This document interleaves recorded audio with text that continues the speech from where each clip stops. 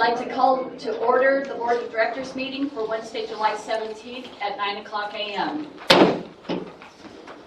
We'll start with a prayer by Minister David Tappy of Village Christ Church, followed by the Pledge of Allegiance from Diana Podawiltz.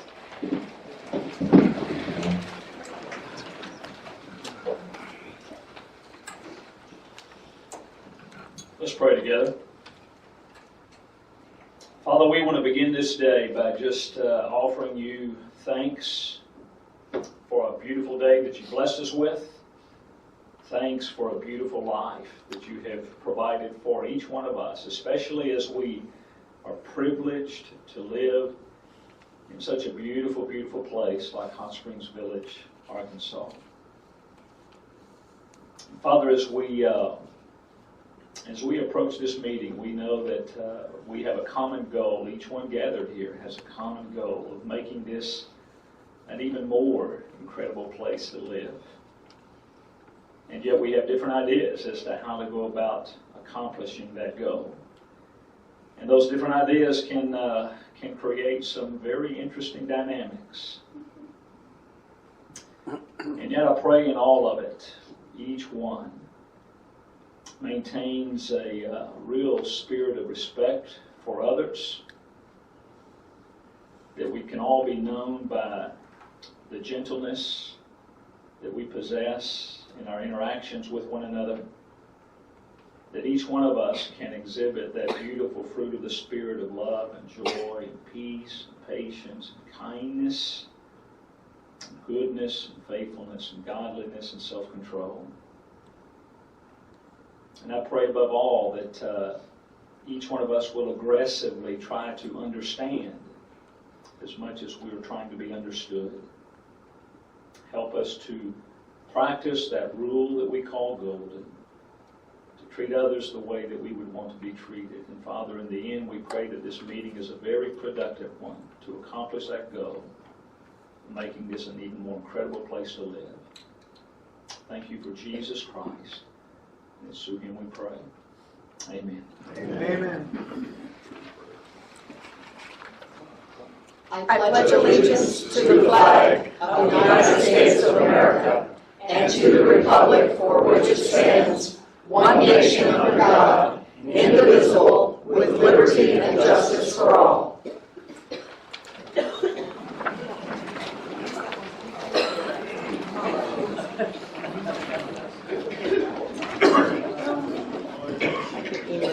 Do we have any guests in the audience that would like to be recognized today? No guests in the audience.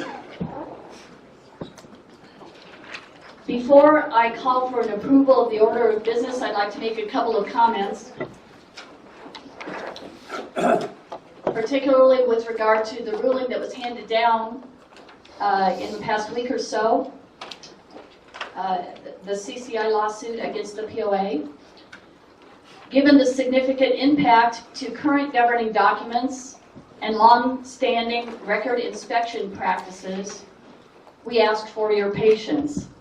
The board and staff are currently reviewing bylaws, policies, and procedures to identify revisions needed to bring each document in line with the statutes cited by Judge Robert Hertzfeld, while also upholding the POA's purpose of preserving the value of property and promoting the health, safety, and welfare of our residents and commercial owners. To that end, I am establishing an ad hoc committee whose purpose will be to recommend governing document revisions which assure that all bylaws, policies, processes, and procedures are compliant with Arkansas law as it relates to records, inspection, and copying by members. Board members will be receiving the charter soon, and we invite interested members of the community to apply to serve. Time will be of the essence, and so we expect to establish this committee quickly. So again, we ask your patience while we go through this rather onerous task. Thank you.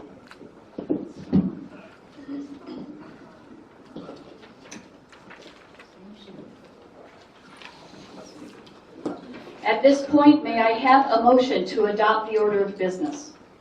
So moved. In a second. Any discussion? All those in favor of adopting the approval or adopting the order of business signify by raising your hand and saying aye. Aye. Opposed? Okay, the order of business stands.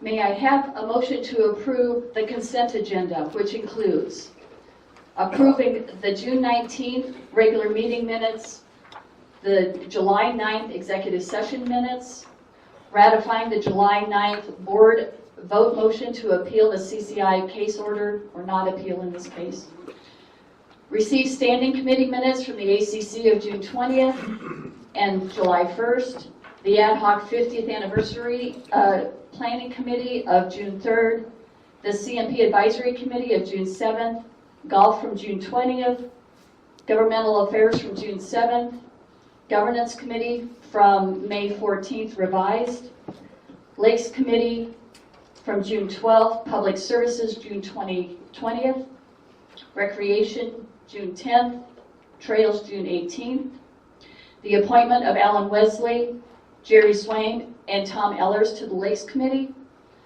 appointment of the 2020 Operating and Capital Budget Ad Hoc Committee, which I have some information to share there. I'll add, we do have a committee made up of Dan Elward, Wayne Foltz, Bud Hellman, Liz Mathis, and John Gonzalez. And Tom Hale from the CMP Advisory Committee will be serving as a liaison to that committee. That's an update. Finally, appointment of Mike Flood and Walter Petty to the Governmental Affairs Committee. Mike Hood. Oh, Hood, sorry. Not Mike Flood, Mike Hood to the Governmental Affairs Committee. Do I have such a motion for the consent agenda? So made. Second. Okay. Any discussion? I thought that I heard you say that we were accepting. I thought I heard you say that we were accepting the minutes from the CMP Advisory Committee of June 7th, and my printed version says June 14th. It should be the 14th. That's what 14th is on this agenda. Mine says June 7th. Okay. All right. So I've got evidently an outdated agenda. It should be June 14th. I'm sorry about that. So I don't know where else I might be outdated. But okay, June 14th for the CMP Advisory Committee. Okay, thank you. All right, very good. Any other discussion on the consent agenda? All those in favor of accepting the consent agenda, say aye. Aye. Opposed? Thank you.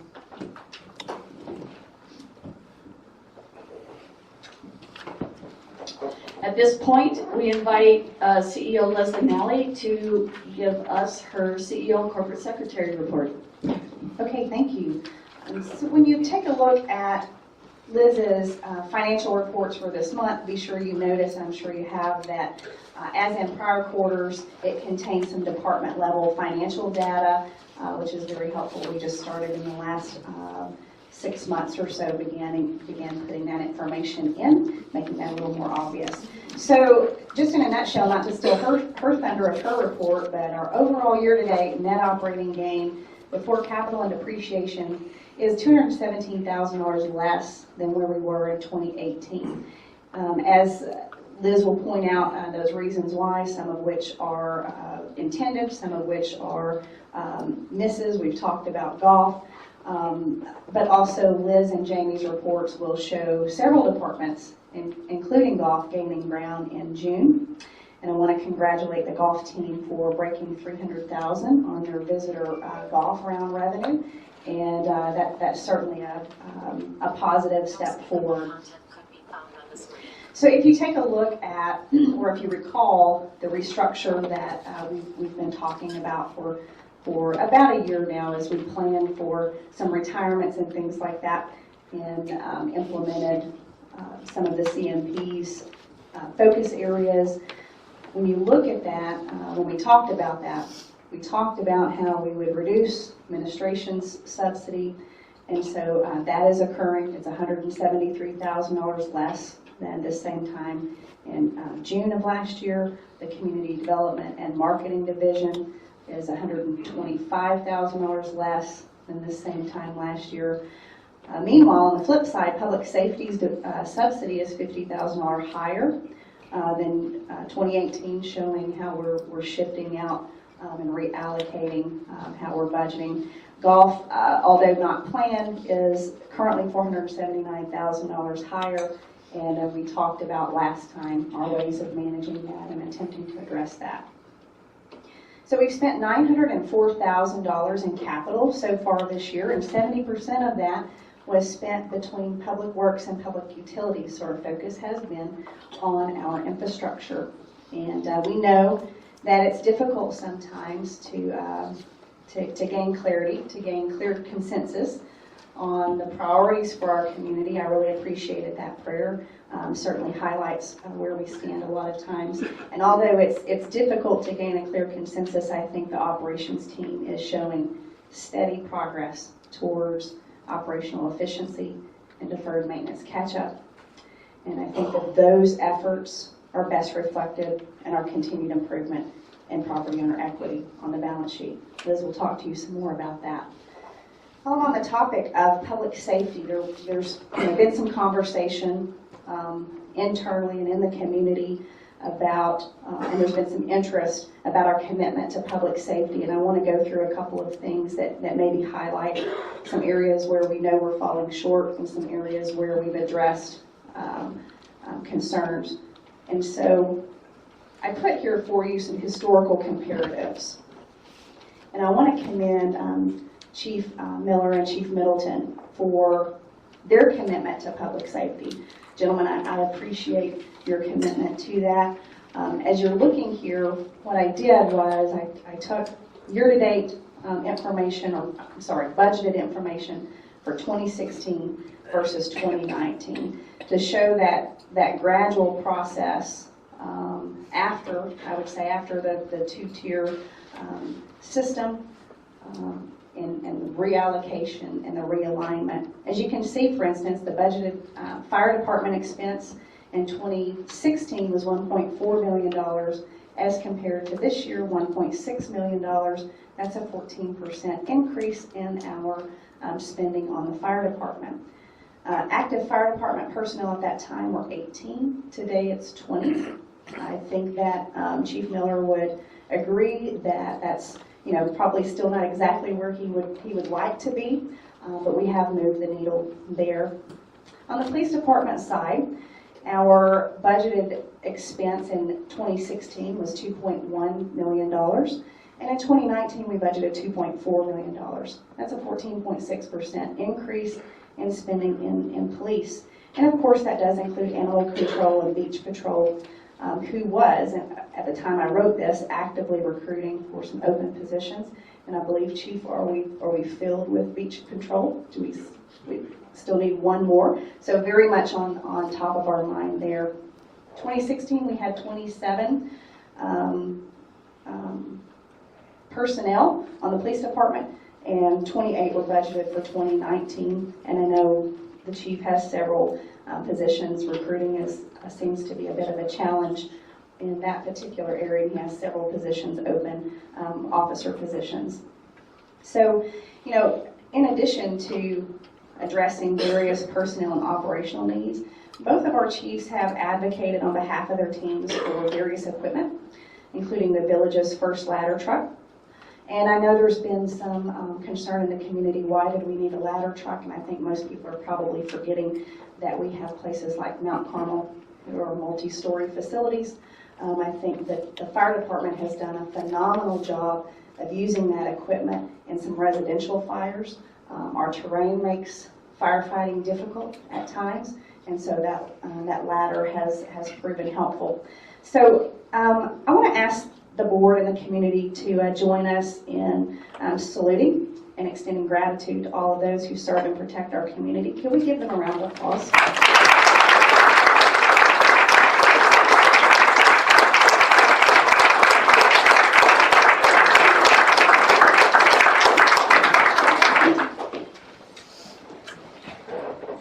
Okay. as well on that front, right? And it revolves around our gates and our visitor usage at lakes and things that, Nancy pointed out, and I think I had an aha moment when Nancy said, we've always had visitors here, but when they go to the golf course and pay, that's fine. It's when they go to the lake and they get to use it for free. And as a property owner, I think we would all agree that, sometimes that feels, if it's not my guests, it feels a little odd, right? So I want to remind the board, because I know this question has come to you several times, there are cameras positioned at our gates, front and rear. I personally drove through, for instance, Balboa Gate. I think, Tormey, you and I were having a conversation about, what cameras were there. And so when people have concerns that someone has run the gate or whatever the case may be, there's actual footage that can be pulled. I'm assuming, sometimes we have technology issues on occasion, but for the most part, I know that the Chiefs team has pulled hours of footage to research several things. So that's in play right now. That's been in play. That didn't change because of this unfortunate gate project. That still remains. And when they pull that footage and when they do their research, a significant portion of those claims that maybe someone got in here and shouldn't be in here, what they find is those people without stickers or visible dash passes a lot of times are either actual members or visitors authorized by a member. And so there's several ways that can occur, including family members who have a gate card but no sticker, right? You have kids or whatever, and they're able to get under our rules a gate card, but maybe they don't have a sticker. They didn't purchase one. Visitors who put the pass in their seat instead of placing it on the dash. I know I've had my brother-in-law. I got onto him the other day. He came through, and I didn't notice that pink glowing sticker, and I said, "Please tell me they didn't let you through the gate without a pass." And he said, "No, it's in my seat. I couldn't see over it." So, those are just personal examples. But I say that to say, we realize, though, while that may be 80 to 90% of what we find, we still want to be sure that we take care of the 10 to 20% that maybe is not a property owner or a guest. And so, we heard a lot about July 4th, and it was a phenomenal event. I think everyone had a really great time over the weekend, but it really highlighted the fact that people are seeing maybe some of our other amenities. They're using maybe some of our other amenities, whereas before maybe it was focused on golf. People like lakes now, and they seem to be enjoying those. So Chief Middleton pulled together an after-event staff debrief last Thursday. Chief Miller was there. I think I don't know who was manning any phones, because I think most of us were in that pretty lengthy meeting. We discussed the importance of protecting property owner value and lifestyle, while also providing welcoming visitor experiences that encourage property ownership. So we discussed balancing that. And that was really, really important to us, because we have the data that tells us that most of the people here are actually members or their guests. So attempting to, strong arm a solution actually would impact us, the property owners. And so we wanted to be careful with that. But some lessons learned from that meeting. There were 13 lake violators identified over the holiday weekend.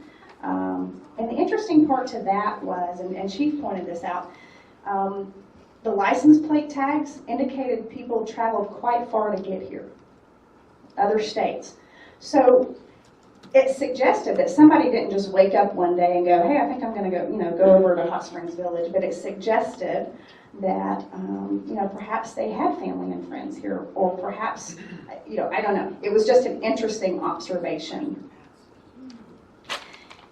We didn't know whether or not they entered through a staffed or unstaffed gate, so we're still looking at those things. The gate guards are keeping stats. on vehicles attempting entry without authorization by a property owner. And those instances are investigated by the police department as they have time to do those investigations. One of the things that's interesting is the traffic count at Balboa Gate is now nearly equal to the East Gate. So that suggests that it may be time to consider what we do again at the Balboa Gate. And the staff are studying the feasibility of things like a mini mobile gatehouse. Should we staff that? What should we do? So those will be coming forth. Those recommendations will be coming forth in the budget. We also agreed that a checkpoint, actually I think Stacy Hoover called it a choke point.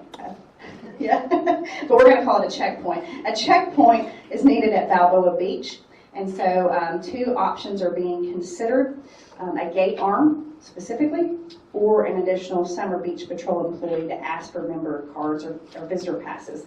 Now, be aware that Chief Middleton is actually going to test that latter one. Is it this weekend? This weekend, he is going to have someone staffed at Balboa Beach. When a car approaches that doesn't have a sticker, they will be stopped, and we'll go from there. So we're going to continue to gather data and determine the best course of action there. The other thing that we identified was that consistent procedures were needed at all of the facilities for handling and directing visitors who call them directly. So in other words, if someone calls the fitness center, they're not a property owner, I want to come and, I know my friend or whoever, tells me about this great fitness center you have, or I'm here visiting, friends, and, my husband's playing golf and I want to go to the fitness center, or my wife's playing golf and I want to go to the fitness center. So just having some consistent procedures about how we then identify them as being authorized to be in the village. And we don't have that figured out, but that's one of the things we're working on. And then finally in that realm, there's no doubt that clarity is needed between the compliance department and the police department. The police department enforces law. The compliance department enforces policy. Chief Middleton is over both.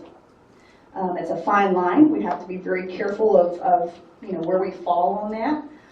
But we've identified that we need some clarity around that. So I've asked Chief Middleton to prepare us a white paper explaining in layman's terms what we can enforce on which side of that balance sheet, so to speak. Okay. Any questions there before I go on to a couple of things? I have a comment. As most of you know, I'm going to tell a little quick story and it's going to lead somewhere. I drive a Corvette. A year ago, I was at the Walmart in downtown Hot Springs, and someone backed into my car and drove away. Fortunately, I had cameras. Now, if I'd have watched it and seen it, I'd have probably chased the person. Not the smartest thing to do in today's environment. I've had several conversations with the chief. One way that we can ensure he can't afford and we can't afford as property owners or the association to have a full-time person monitoring the cameras all the time to watch who's driving in and out the gates. But it behooves us when we think there's been a violation and it feels like it's really been its concern to call the police department. They can in turn go review the tapes. But for the life of us, let's not be chasing people down trying to make citizens arrest, because first off, it's not necessarily a crime, it's a policy violation. But we can help out on this issue too. Thank you. Yeah, I got a couple comments too. Balboa Gate I saw we were taking the count coming through, but the GPSs are sending a lot of people to the Balboa Gate. The signs up, I don't know if they always see it coming in, and Danville Gate. Those two GPSs send people to it. It's countless on how many times at the Danville Gate, because I use that road quite a bit. People coming in and then waving the guest pass over the thing, trying to get it. I mean, it's kind of sad, but we need to make sure that we get something out there by Highway 5 saying it's not a manned gate and they have to continue on. Yeah, unfortunately, we're not able to put anything on a Highway 5 since it's Well, but can we do it with the county just as a turn, maybe? on, we have investigated several options to that and still don't have that completely answered. But you're right, it's taking people there. So I always recommend that people, when they're giving people an address, say they're saying, hey, come to Coronado Center at some event, rather than giving the Coronado Center's address first, give them one of the gates, depending on whether they're coming from Hot Springs or Little Rock, right? Give them the address, and those addresses are down on our website of the gate, and say, come here first, and then use your address to, for instance, Coronado Center, because otherwise that's exactly what it's going to do. It's going to take them to those gates. So, yes, and Tormey, thank you for saying we definitely don't want to have, in today's world, it's just not safe to be approaching one another in that way. Let's let our trained law enforcement handle that. All right, so moving on to overall home sales and new home construction, you will see here some notes about resales, new home permits, and the number of homes listed. You will notice here that although we have a significant increase over 2016, which, as you'll remember from last time, why did I use 2016? Well, 2017, April 2017 is when we really ramped up our targeted marketing efforts, and I know the marketing subcommittee is going to be looking at this. But that's the point in which we, not only started Village Homes and Land, but more specifically, we actually started marketing a move here message, a real estate related message. Previously, we were doing a little more what I call kind of programming, things like that.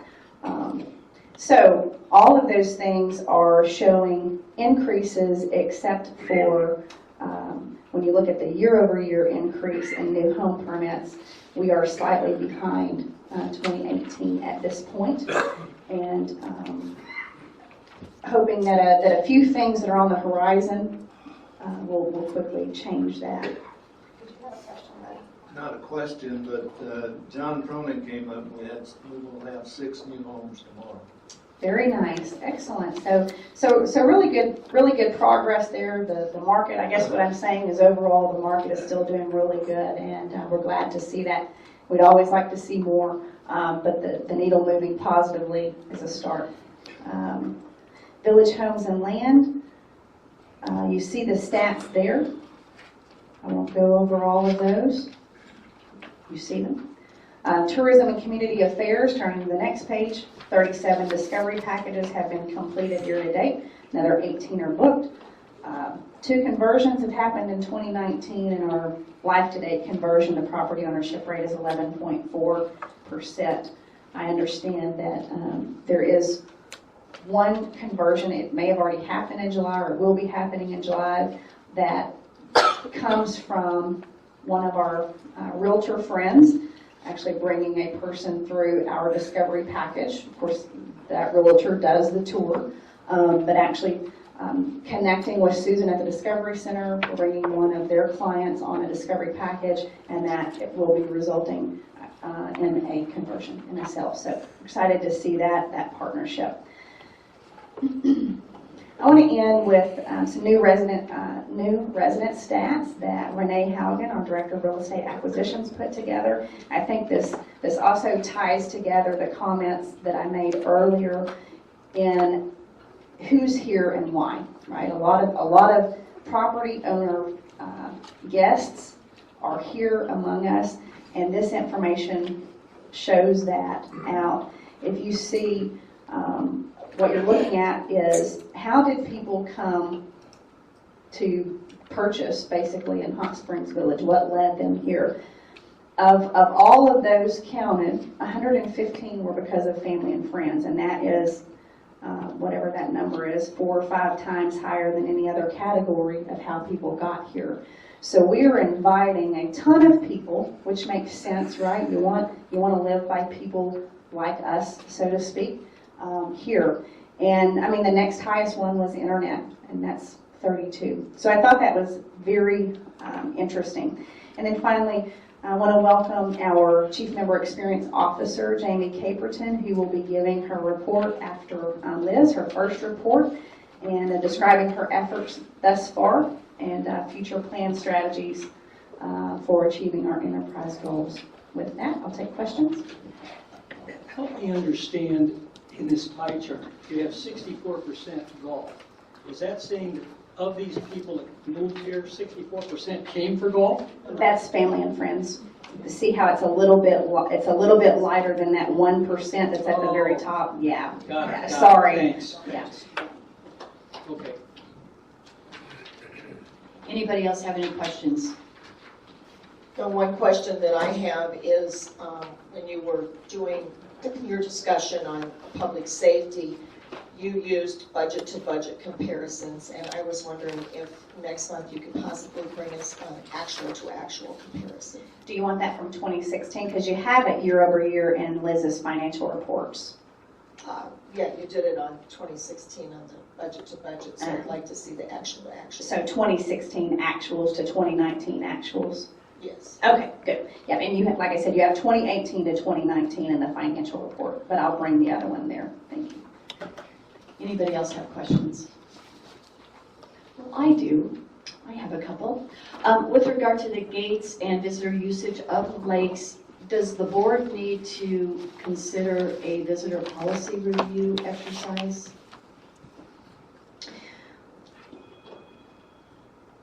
Potentially. Okay. We are still reviewing all of our policies that exist today and clarifying those.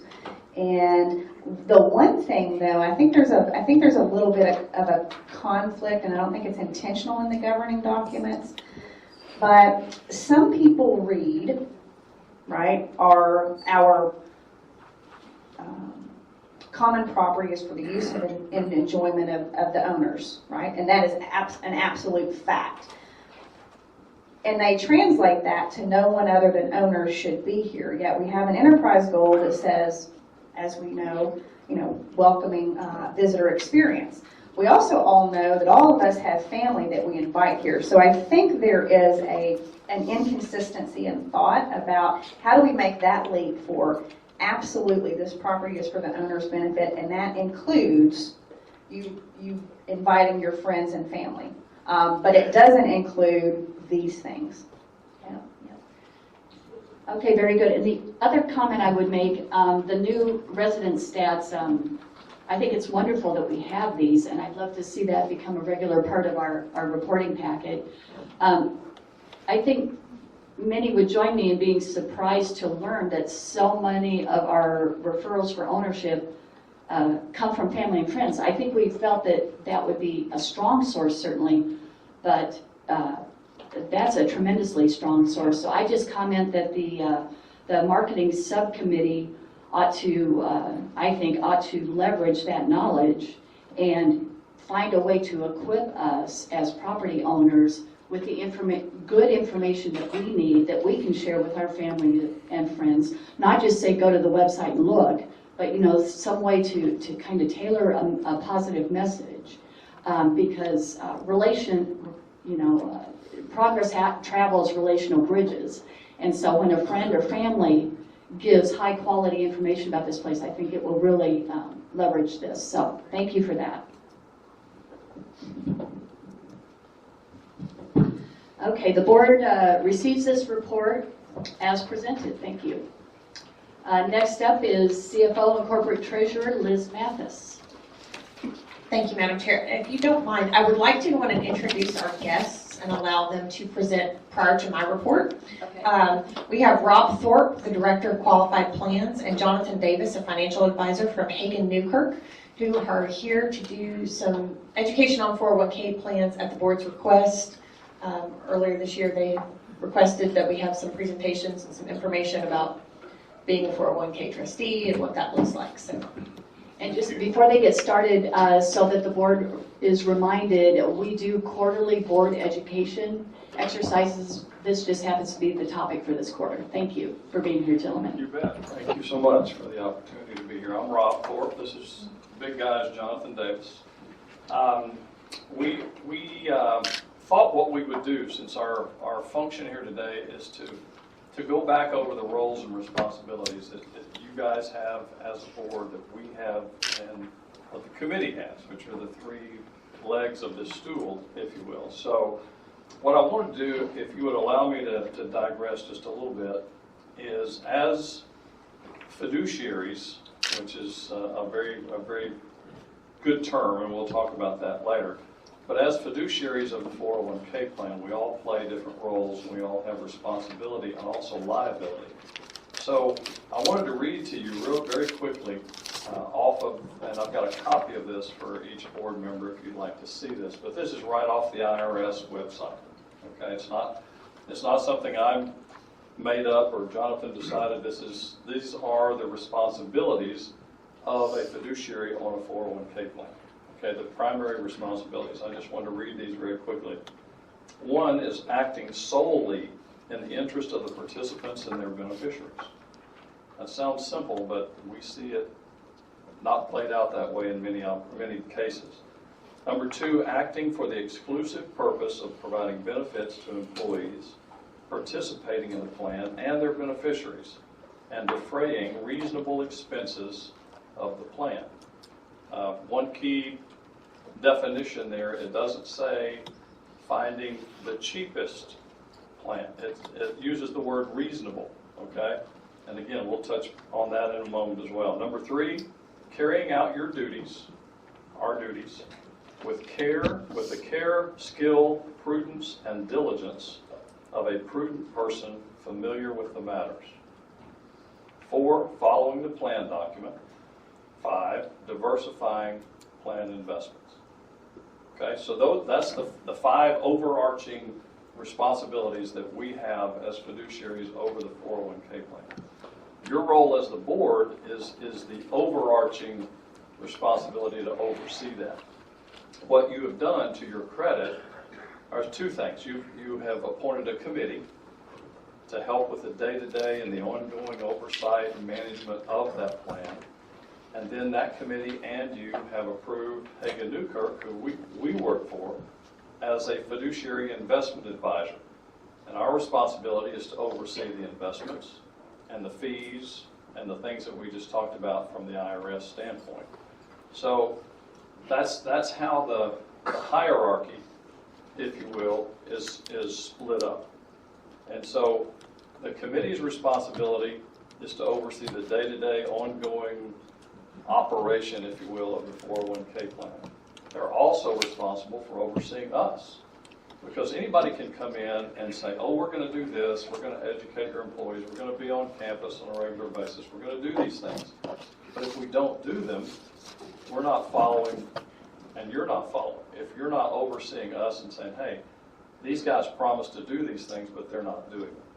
Okay, that's a breach of our responsibility. So again, your responsibility is to oversee the committee and to oversee and make sure we're doing what we're doing. Okay, the committee has a hands-on oversight in the sense that we get together every quarter, and we have developed a fiduciary process that we have an investment policy that we've created, and we follow that policy. We document our meetings. We do everything the Department of Labor and the IRS says you're supposed to do to mitigate your responsibility and your liability as a fiduciary. So we're all fiduciaries in that boat, if you will. Our fiduciary responsibility is over the investment side and over the education side of the employees. The committee is a fiduciary in the sense that they are doing the management day to day, overseeing all of that and overseeing us, and then overarching all of that are you who are sitting out here. And so we feel like it is a privilege, number one, to be in this role, but to also be in the position to report to you, to report to them on a quarterly basis, but to report to you. I know you get copies of the minutes of the meetings that we have, and you get audit reports and things like that, but we're totally available not only today to answer questions, but to come to any board meeting, any committee meeting, and tell you guys more. Another thing that we can do, if you want, we are seeing more and more of this happen, But number 3 on the IRS list is carry out the duties with skill, prudence, care, and diligence. A prudent person, actually in the courts, when lawsuits have gone all the way to the courts have interpreted that as being an expert. So you're supposed to carry out your duties. We're supposed to carry out our duties as an expert would. And so a lot of boards and committees that we work with have told us, you know what, I don't know that I feel like an expert in this area. So could we have some additional education?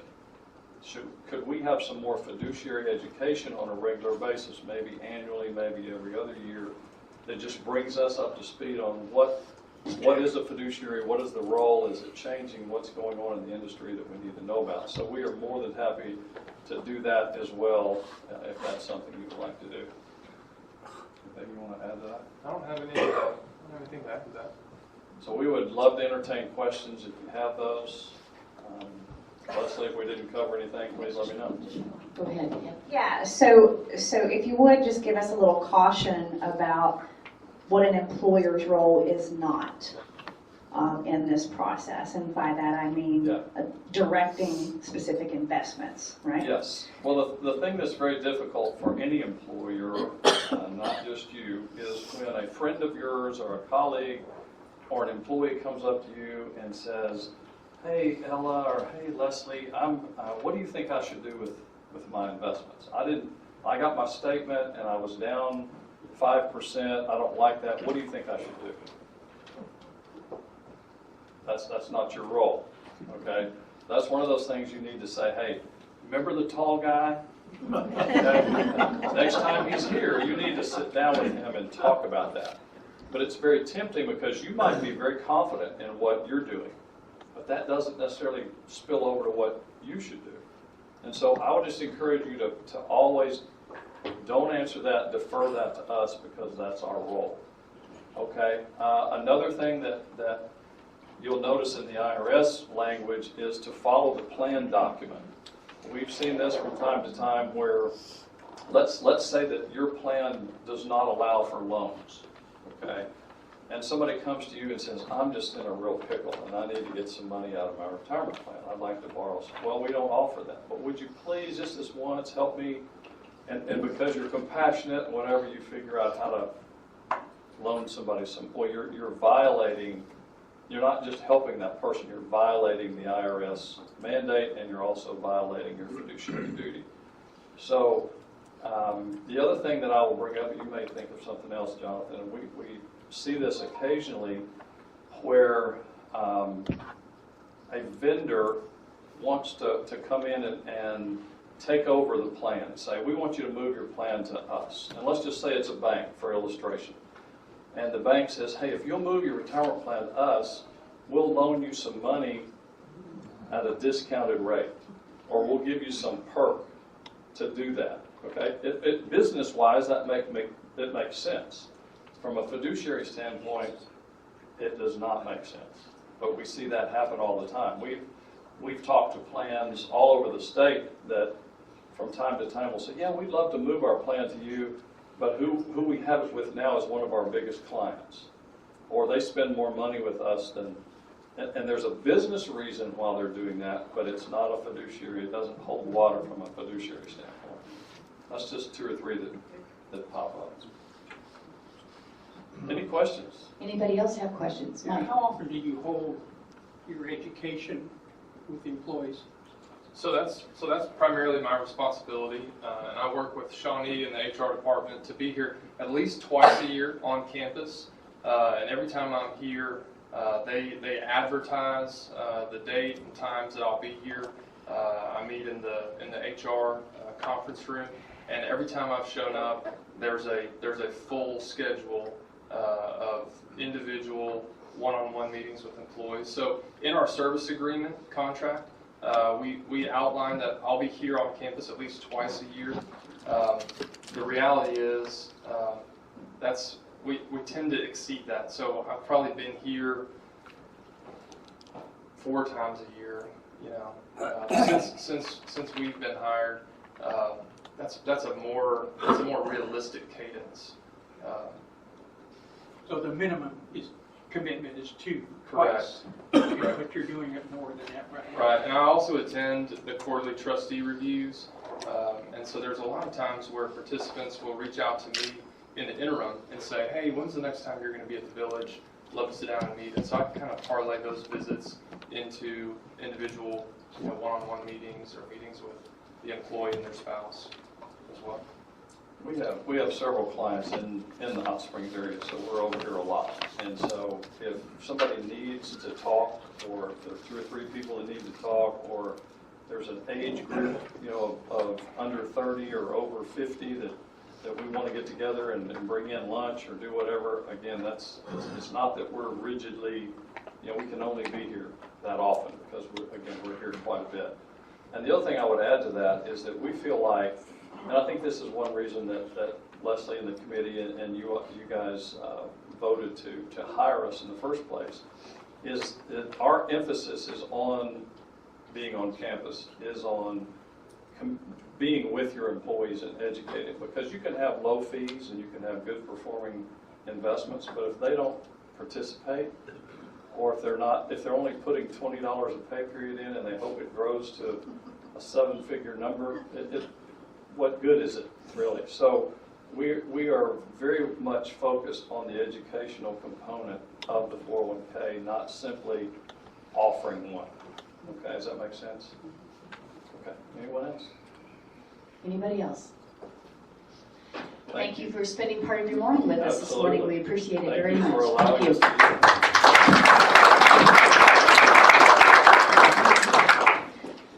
Thank you. So now I will go through relatively briefly the financial packet before opening it up to any questions. I'm going to start on page 2 of the packet, where we kind of go through the summary that refers back to this particular page refers back to the statement of financial position or balance sheet. The first section up here is cash. You will see that our cash available for operations is down about $1.9 million, and our total cash down $942,000. That's after we've moved $1.5 million into reserves. But if you'll notice, about actually a little over half of the total cash and cash equivalent difference is from the $490,000 of sewer fund or bond funds that were used for wastewater improvements last year.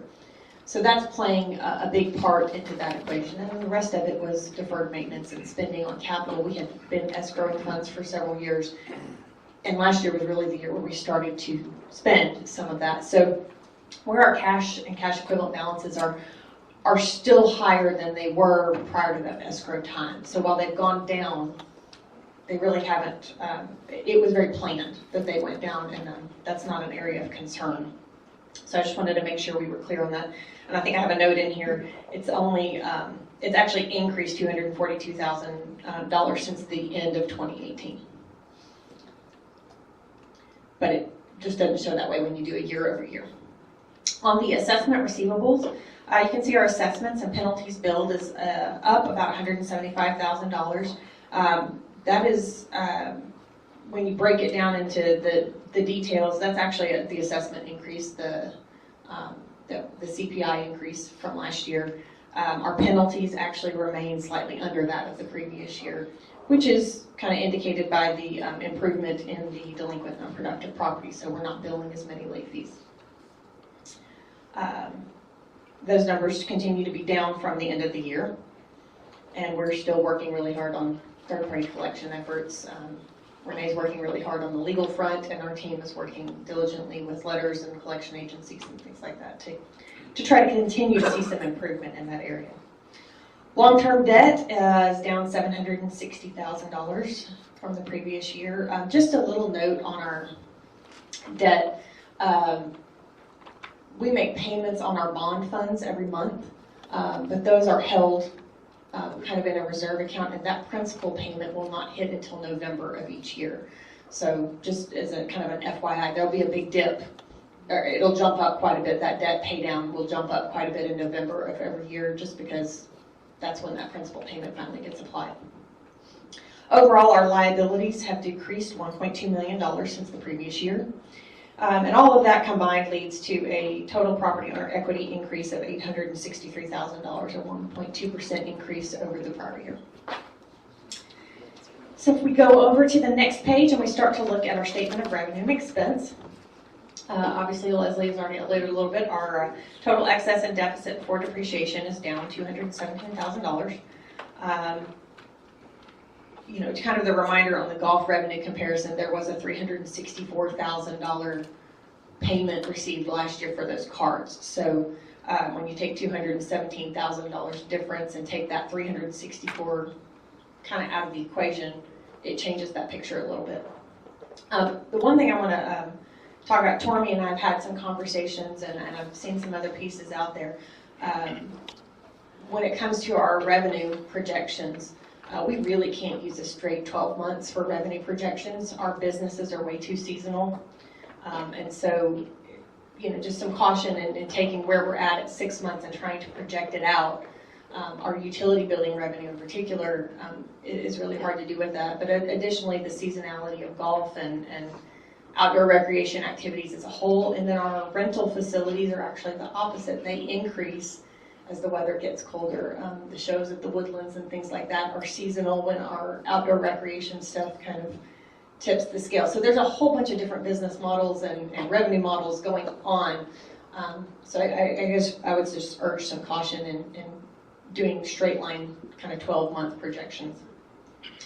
Our revenue, there are several divisions showing increase in revenue over the prior year. Overall, we're $706,000 less than last year. Again, $364,000 of that is carts, a trade-in fee, or a trade-in payment received.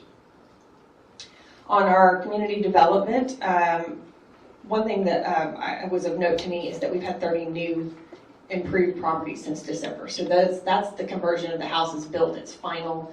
It's now paying the, what did I say? I said 30, I'm sorry, 31. So, you know, that's kind of the other, we're looking at permits and we're looking at things like that. So with the 28 permits at the end of June that were approved, there was also 31 houses that had finished completion and moved into an improved property status. On the next page, we're looking at utility billing revenue. Our utilities are billed bi-monthly. At the end of June, we're looking at 5 months of revenue, not 6. So that's one of those kind of areas to look at. They are tracking slightly behind the previous year. Jason and I dug in a little bit, and our billed water usage is actually down about 15 million gallons. So thank you, rain. Nobody needs to water their yard. and that does affect our revenue in that area as well. So it's not just golf and outdoor activities. It kind of hits us in a lot of different areas. Golf revenue, I believe Jamie is going to talk a little bit more about this in her report. We've been talking about it. The one thing I did want to note, though, is that the golf rounds are up over 1,300 rounds from the previous year, despite the wet weather on the guest and visitor rounds. So our member rounds continue to be down, but when you dig into the rounds data, that is one area where they were showing considerable improvement in play. And again, if you look at the prior year's cart trade revenue, the overall subsidy, if you kind of take that out of the equation, the subsidy in golf has actually only increased about $100,000. So I know it looks bleak, but when you dig into the numbers a little bit, it's not quite as bad as it seems. Overall, there's some notes here about specific divisions, but overall net revenue is $706,000. That's about 43% of our budget. So it's down, but then if you notice on the expense side, we're trying to make up some ground there to look at that. So on the next page, if you look at expenses, administration, community development and marketing, public works, and golf all show reduced operating expenses from the prior year. Public works in particular are significantly below the previous year, and that's just the timing of some street maintenance projects. They did some crack sealing and some other work earlier this year, and they'll be doing some more significant work this fall. And that was just a little bit of change from the timing of when that occurred from last year.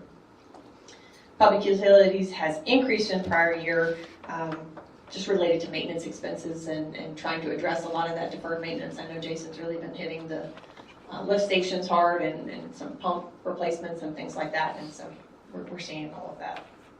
Recreation expenses have increased related to utility costs, particularly at the fitness center. And additional increases in recreation are just related to the pickleball facility being open. It wasn't open this time last year. It was under construction, so you've got staffing costs and things like that.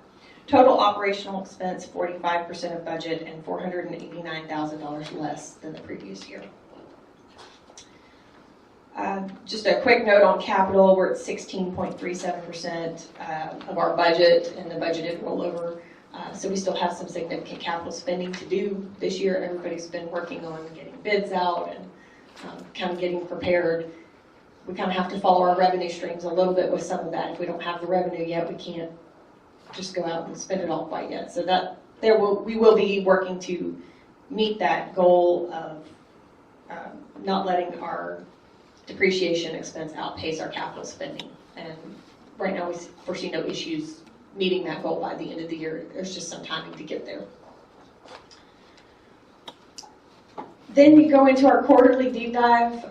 There's some metrics. There's all 76 divisions, revenue, expense, capital, and some prior year comparisons and comparisons to budget, several pages long. Just a kind of a note on page 7, under recreation, all of the amenities with the exception of tennis and the Coronado Center are showing increased utilization in 2019. So to me that was just a kudos to that team and really working to get their usage up and working creatively to develop some programs to do that. Overall, on the quarterly department overview, and I see a typo right there. It says in the first quarter. It should say in the first 6 months. Or at the end of the second quarter, 37 out of 76 departments, which is 49%, are showing net operational improvements. Those include 2 out of the 3 departments in administration, the marketing and development departments, 4 in public safety, 5 in food and beverage, 4 in recreation, 10 in golf, lakes department, and 3 in public works, and 5 in public utilities. So I know the team has really worked hard to try to make as many operational improvements as they can. They're really addressing deferred maintenance hard. So we're seeing a lot of those different pieces. And there's some details there. I really targeted any increases over $50,000 from the previous year. Because there's some smaller ones that are probably more timing differences. And some of these are as well. And some of these have to do with some reorganization and things like that. Or as you'll note, the golf cart trade-ins by actual courses where the revenue showed last year. The last thing I wanted to cover, if you'll skip to the very last page, it's page 16, is that reconciliation of projected cash usage. Right now, our budget states that we need $469,857 at the end of the year for reserves. That's kind of our target, our nut that we're trying to hit there with all the different factors coming into play. We have adjusted that estimating remaining cash yield from operations. That is being adjusted each month for where we're seeing some misses, whether it's in golf revenue or with increased bad debt expense in different areas. We're watching that, and we are adjusting this number. So we're still in a really good position at this time to see where we'll be at the end of the year. You guys have any questions? Any questions for Liz? I have one question. When we're doing a comparison from 2018 to 2019, I need my memory refreshed. In 2018, did we have expenses that we had to book remaining from the expenditures for the consultant's fee for the CMP plan? Yes. 1/2. Half of it was expensed in 18. So 250,000? Yes, ma'am. And what account was that booked in, and was it booked in in the first 6 months, so it would already be in there in comparison to the 6 months? Yes, it was in the marketing development department and would have been in the first 6 months of last year. Yeah, and I can say for those that weren't on the board at the time, we already had that amount budgeted long-term. It had been budgeted, right? So in that particular account. So we just repurposed money that had already been budgeted over several years to use for the CMP within the same accounts. Well, I didn't question where the money came from. I just was saying that if we're to be able to follow the expenses and compare 2019 expenses to 2018 expenses, that was a one-time only charge. and it's just very difficult for me to track. My other question that I have is, you have a note in here that the cart revenue has occurred, the trade-in of the carts has occurred, and we're awaiting payment. Is that correct? Yes, ma'am. So, do we not know what that payment amount is? 172, it's about, I think it's around 172,000. We only traded in one fleet this year, not two. Okay, so my question is, why, if we're working on an accrual-based accounting system, why are we waiting payment to book that? Why shouldn't that be shown as a receivable? And go ahead and take the assets. Didn't we just trade that in? Yeah, it just happened. I mean, it literally just happened. So it didn't happen in June? I think it did towards the end of June, yes. Towards the end of June, yeah. Well, my experience factor would have told me that I would have had to book that in the period in which it occurred for the matching principal to apply. So it should have been booked and reflected. Thank you. Let me just comment. So yes, the proper matching of revenue and expense, but Diana, as you know, as long as it's booked in the same year, right? We have no audit issues. So there is a little bit of a timing, just June to July, and we'll get that in July's number. Yeah. I agree that it has nothing to do with any audit or tax issues, but it happened, it occurred, and in my opinion, it should have been booked. Thank you. Refresh my memory. So in last year's revenue numbers in golf, I think we had at this point in time 365 that was in trade-ins, correct? So am I correct then? This year's revenue excludes to this point this 175. So we're going to see an uptick there next month, correct? Yes. Okay, thank you. Anyone else? Questions for Liz? Liz, this is an old one. When you report, like, for example, the food and beverage, wouldn't it be simpler and better to understand if you total these? There's no total for example, cost of goods. There's no total for labor. Not on a percentage, because it wouldn't equal, that's a percentage that you're looking at on the. Well, but you could have a percentage total. You could do that, and you could do a little mini income statement that would better present, I think, these type of expenses and revenues. So if you look on page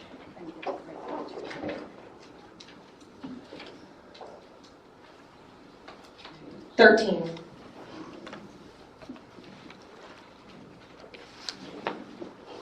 Yeah. For each department, and then a total for food and beverage for revenue, expense, and capital year to date. But not margin. No, I didn't go into margin there. I mean, and I'm just looking for a simple income statement. Here's your revenue, here's your margin, here's your expense. Maybe put in salaries, something like that. And operationally, I believe they are looking at all of that. We just are not reporting that on a board level. Okay. You know, I think this is a good, the budget committee, the ad hoc committee, and if you'll remember from the retreat, Liz has asked several times for the board to speak to any changes. So as these things come up, and as you have an opportunity to talk as a board about things that would be more helpful, it would certainly help Liz if you could share those thoughts. Any other questions for Liz? I have a question. With regard to the utility billing revenues, every month we have to say that our revenues aren't caught up with the month. Could we consider accruing that as well to align the revenue and expenses, and if not, why not? We do an accrual at year end. Yeah. It's a lot of work to accrue it and flip it back and accrue it and flip it back and accrue it and flip it back, and we don't have actual usage numbers, and it fluctuates seasonally throughout the year. So we really, I mean, we make a an estimate on the accrual for our initial month-end close, but before we finish a year-end's results and finish our audit and get those final numbers, we actually use the next utility billings real numbers as part of that, to finalize that accrual and make sure it's accurate. So yes, we could feasibly do an estimate each month, but I think with the seasonality, it probably wouldn't be very accurate. Well, it would seem to me, I understand there's balance at year end, but because we're not necessarily doing that estimate, it could make numbers look not as good or bad as they may be at any point in time. And while I understand the seasonality,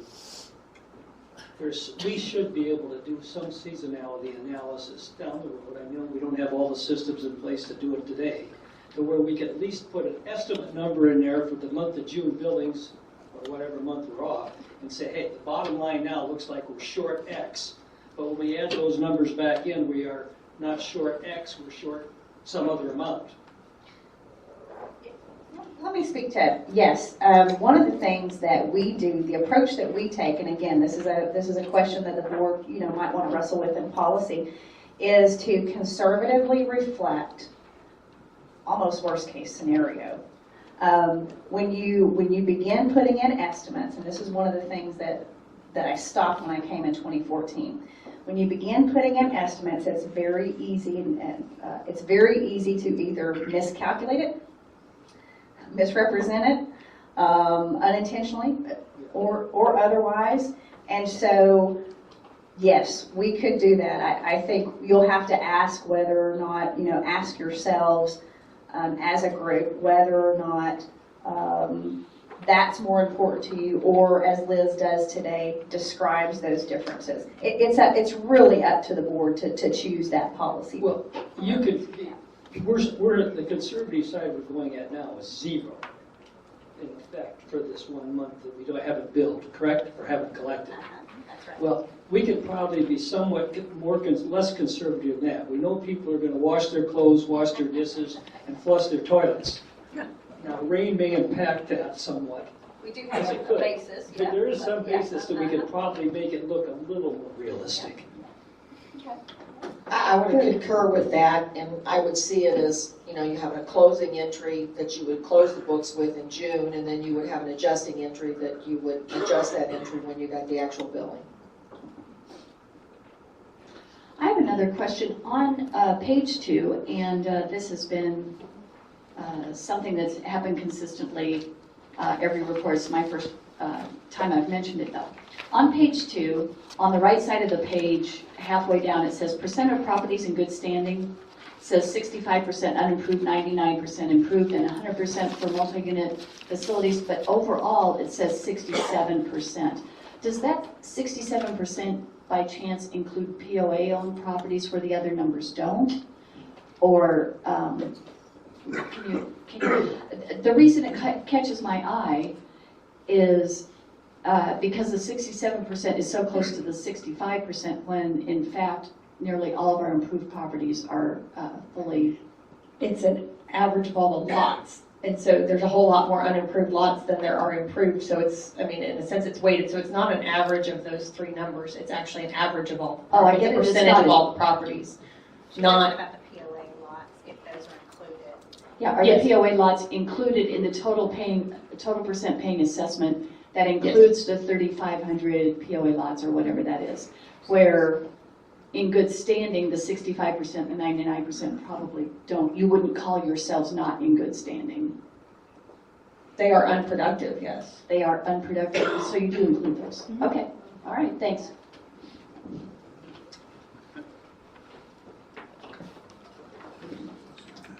All right, so the board receives, this report is presented with thanks, Liz. Next up, we have our COO, Chief Operating Officer report, Jason Temple.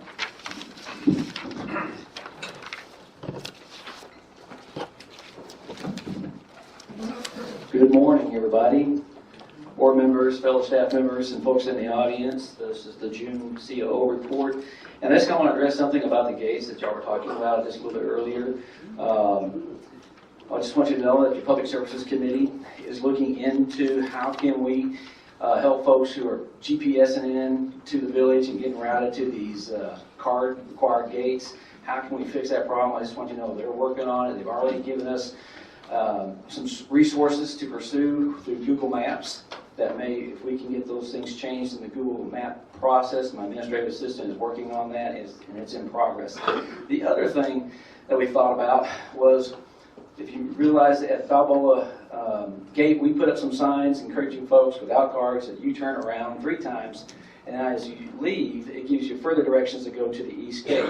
And I was talking with some folks here, and they recommended, why don't we put maybe a GPS coordinate or a address.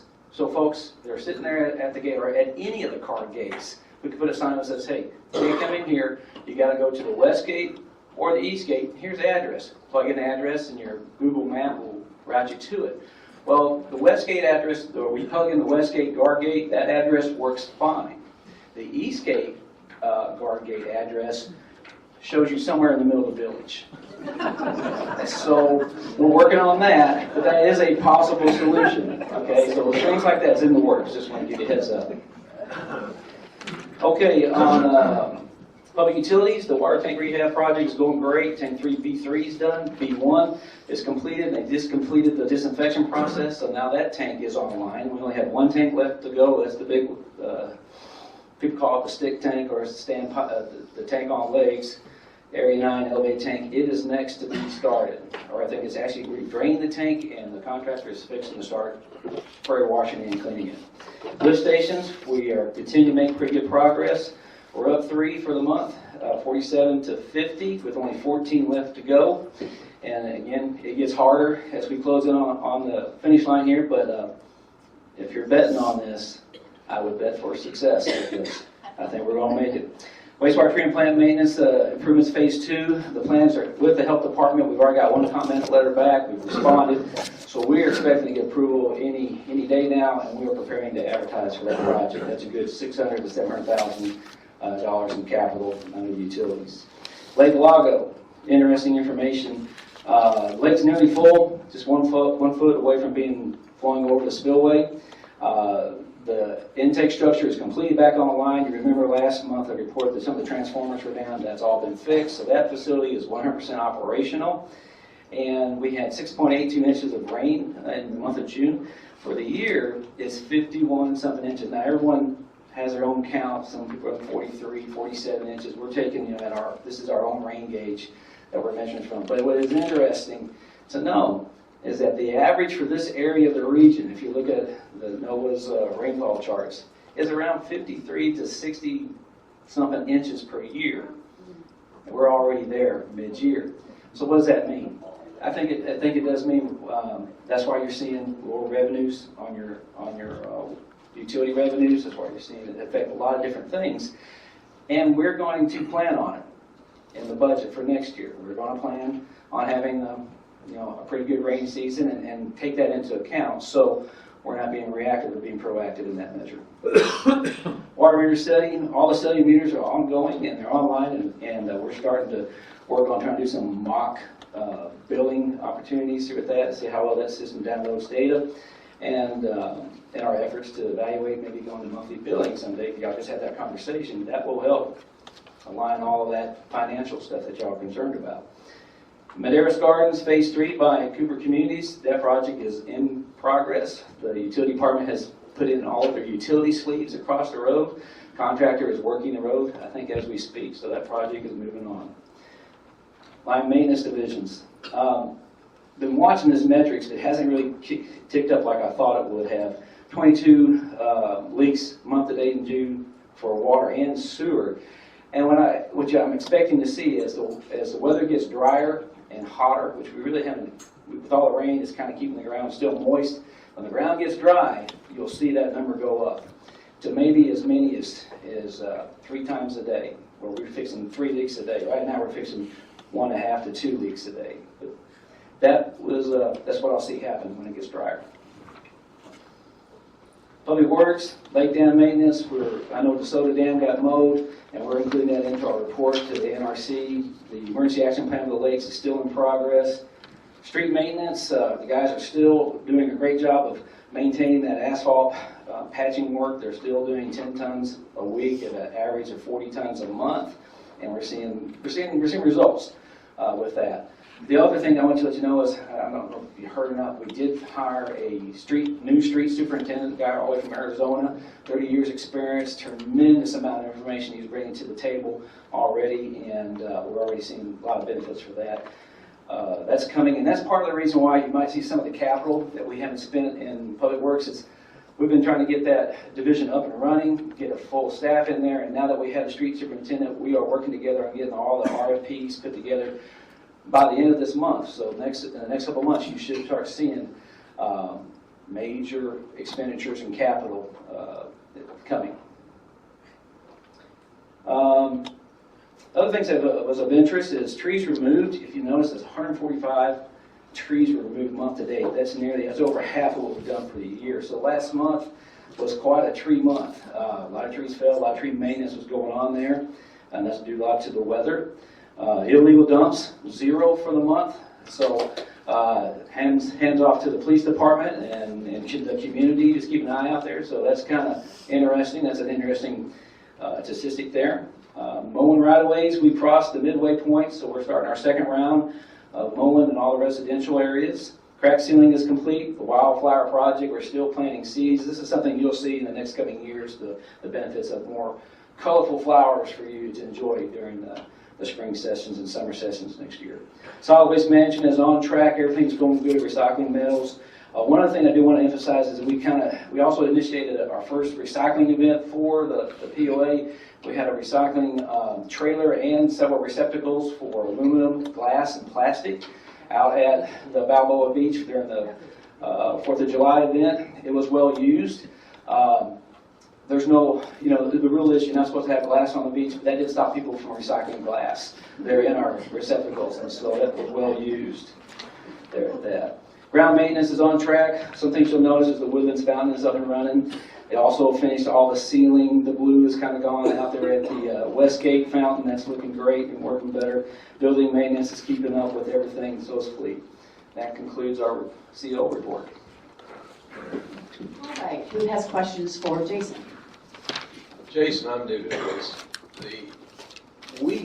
Didn't we used to report the sealing of the highways, the streets? Wasn't that a metric that instead of, I understand patching, I understand crack sealing, but we resurfaced before, and didn't we used to report that and have a target for all of that? That is a major expense and will be forthcoming. Those the overlays, the microsurfacing, the crack sealing, the micro paving, all those sealing type projects that are yet to be done. So we haven't done those this year. Not yet. Were you waiting on your guy?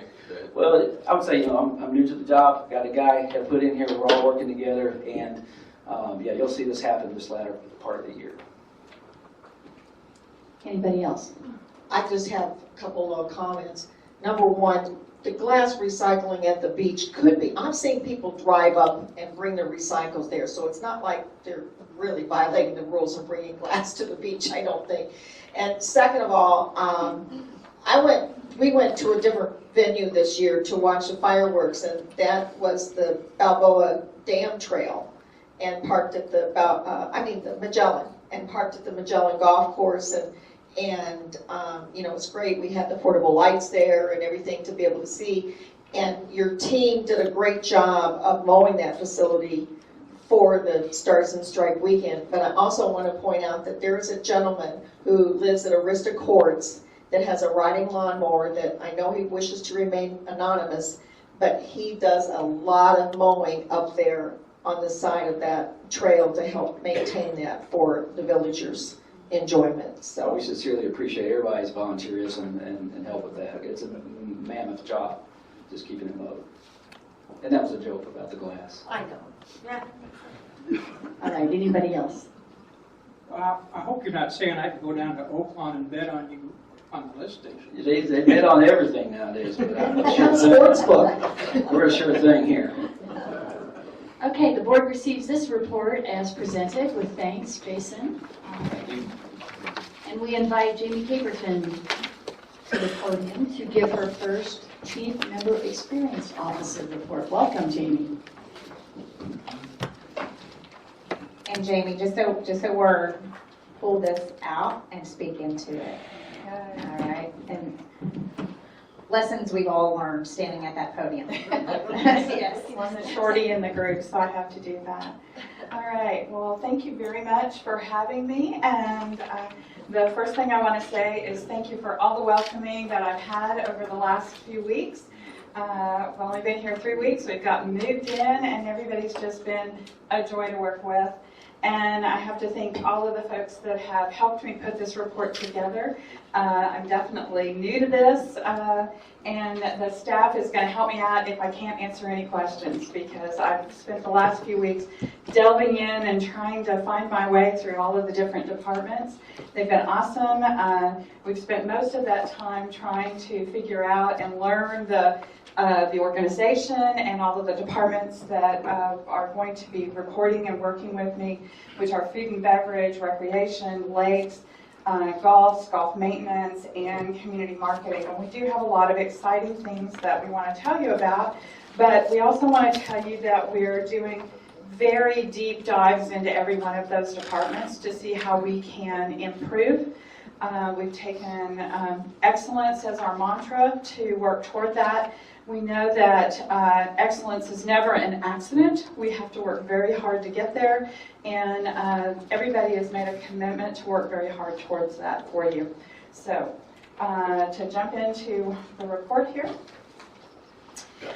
Food and beverage. They're probably ready to run to the hills because we've been locking ourselves in the room over the last several weeks. And but we spent yesterday for a full 8 hours looking at things and trying to figure out how we could improve that. We've gotten a lot of good work done. We've also met with a lot of people who, my phone rang quite a bit for several weeks as soon as I took the job, on suggestions from members and from staff and from board members of what we could do in that area. And we've taken that very, very seriously. We've hired a new manager for the DeSoto Club. Magdi and I have been working with him and looking at how we can work very hard to bring food and beverage to a new level for you. You'll be seeing reports coming to you very soon on all of the changes we want to make in that area. We just finished that strategic plan, and lots of changes will be coming down the track on that. One of the things we want to point out is that we will be concentrating on the DeSoto Club first, but then from that we'll be making lots of changes throughout that in the staff, their training, and their service to you. So please take a look at that in the next coming weeks, and by all means let us know how we're doing. Revenue and expense is a huge area. Yeah, Liz has been reporting that on you. It is not where we want it. We'll tell you that right off the bat. And so we are looking at everything from waste to our costs to our service delivery, and at every tiny little bit that we can change that and improve it, we are looking at every cost center to find out how we can better do that so that we can report to you back next month that we have changed those for you. It's going to be everywhere from the servers to the cooks to the chefs to every piece of it. We're going to look at that and tear it apart and find out how we can better deliver that for you. We're working directly with Liz to monitor every piece of that. Okay, let's see here. Recreation, the two pieces in that, Bocce Ball project is online. The next things, they've checked off everything on their schedule. And the next pieces of work will be the concrete work, the finish lanes, the lighting, and all of that. We had the groundbreaking for had to call out Stacy back there. She did a great job in the rain yesterday of digging in the ground and doing the groundbreaking for the pool. The next thing will be the July 31st ADH approval on the pool, and so we're right on target with that. And hopefully you'll be seeing online real soon on the website the new layouts for the pool and everything, so be watching for that. You're seeing all of the numbers. I have to congratulate Pickleball and the fitness center. They have done an excellent job of bringing all of our numbers up to date. and seeing those numbers increase. So Stacy, you and your team have done a fabulous job, and I really commend you for the work that you're doing to really work in that area. Tennis is coming along and doing a really great job in that area. Outdoor recreation, I've told you about pickleball there and that usage. We're looking at some of the other areas. Recreation management has put out a really great article on some other areas that we can look at and begin to imagine what we can do to bring some other amenities and some services to the area. And so we're doing a lot of good strategic planning with these teams to see what we can bring and what we can, how we can serve you better. Lakes. Had some wonderful conversations with Bradley over there. His team is doing a great job on the lakes projects and the dredging projects, lake management, the beaches with the E. coli. Everybody really wants to talk about that. No, sorry about that. But he's doing a great job, and I commend him for doing the work that he does. It's not something I would want to do, but they're taking good care of us and working on those projects. Golf. The golf team is doing a great job of finding ways to cut their costs while bringing up all of our rounds and bringing those numbers back up. Despite all of the rain that we've had, they are hitting their numbers right on target across the board. And they've done a really good job of trying to bring their numbers up by being very creative. We've had 2 golf courses that closed in Little Rock, and they found ways to bring those guests in here and for us to talk to them about the experiences that they can have here. And you're seeing the numbers here. And that's one of the ways that they are working to offset our deficits by bringing guests here. And at the same time, we're trying to see how we can service the rest of their families.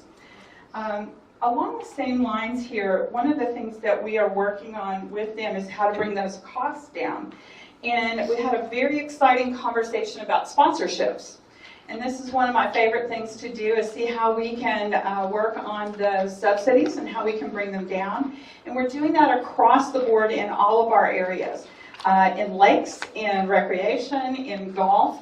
And so we're working with our marketing firm to see how we can put together a package of how we can get sponsorships for all of our amenities while not being in the face of everybody, but at the same time offsetting our sponsorships. So that'll be something we're going to be bringing to you rather soon, maybe in our next report as soon as that. Let's see here, what else do I want to tell you about? And that's our marketing. We had a great marketing month with, thanks to Chuck Miller. He got us out there in front of a lot of people in a lot of markets. You know, if anybody else wants to go out there and get another 2 holes in one on one round, that'll really help us. But that we got everywhere. Golf Digest, Golf Now, lots of great places. And that really puts our face out there in front of a lot of great people. In addition to being able to do that, it gave us an opportunity to share that. I really have to commend a lot of our families because they've hit that share button a lot of times. I know y'all don't want to see those reports. They're boring. But those got shared out, and when we talked about how we got people here, I have to tell my story a little bit. That's exactly how I got here. Dale and Tammy Bernard, good friends of ours, in the middle of a snowstorm, they started sending us pictures of him playing golf. And my husband was like, book it, Dana, we're out of here. And that's how they got us here. And I said, this would be a great place to live if I just had a job. Well, Dale said, there's a job at the POA. Let's drop your resume off while you're here. And so they were our best sales people, and all of you are our best salespeople. So we're going to work on you, okay?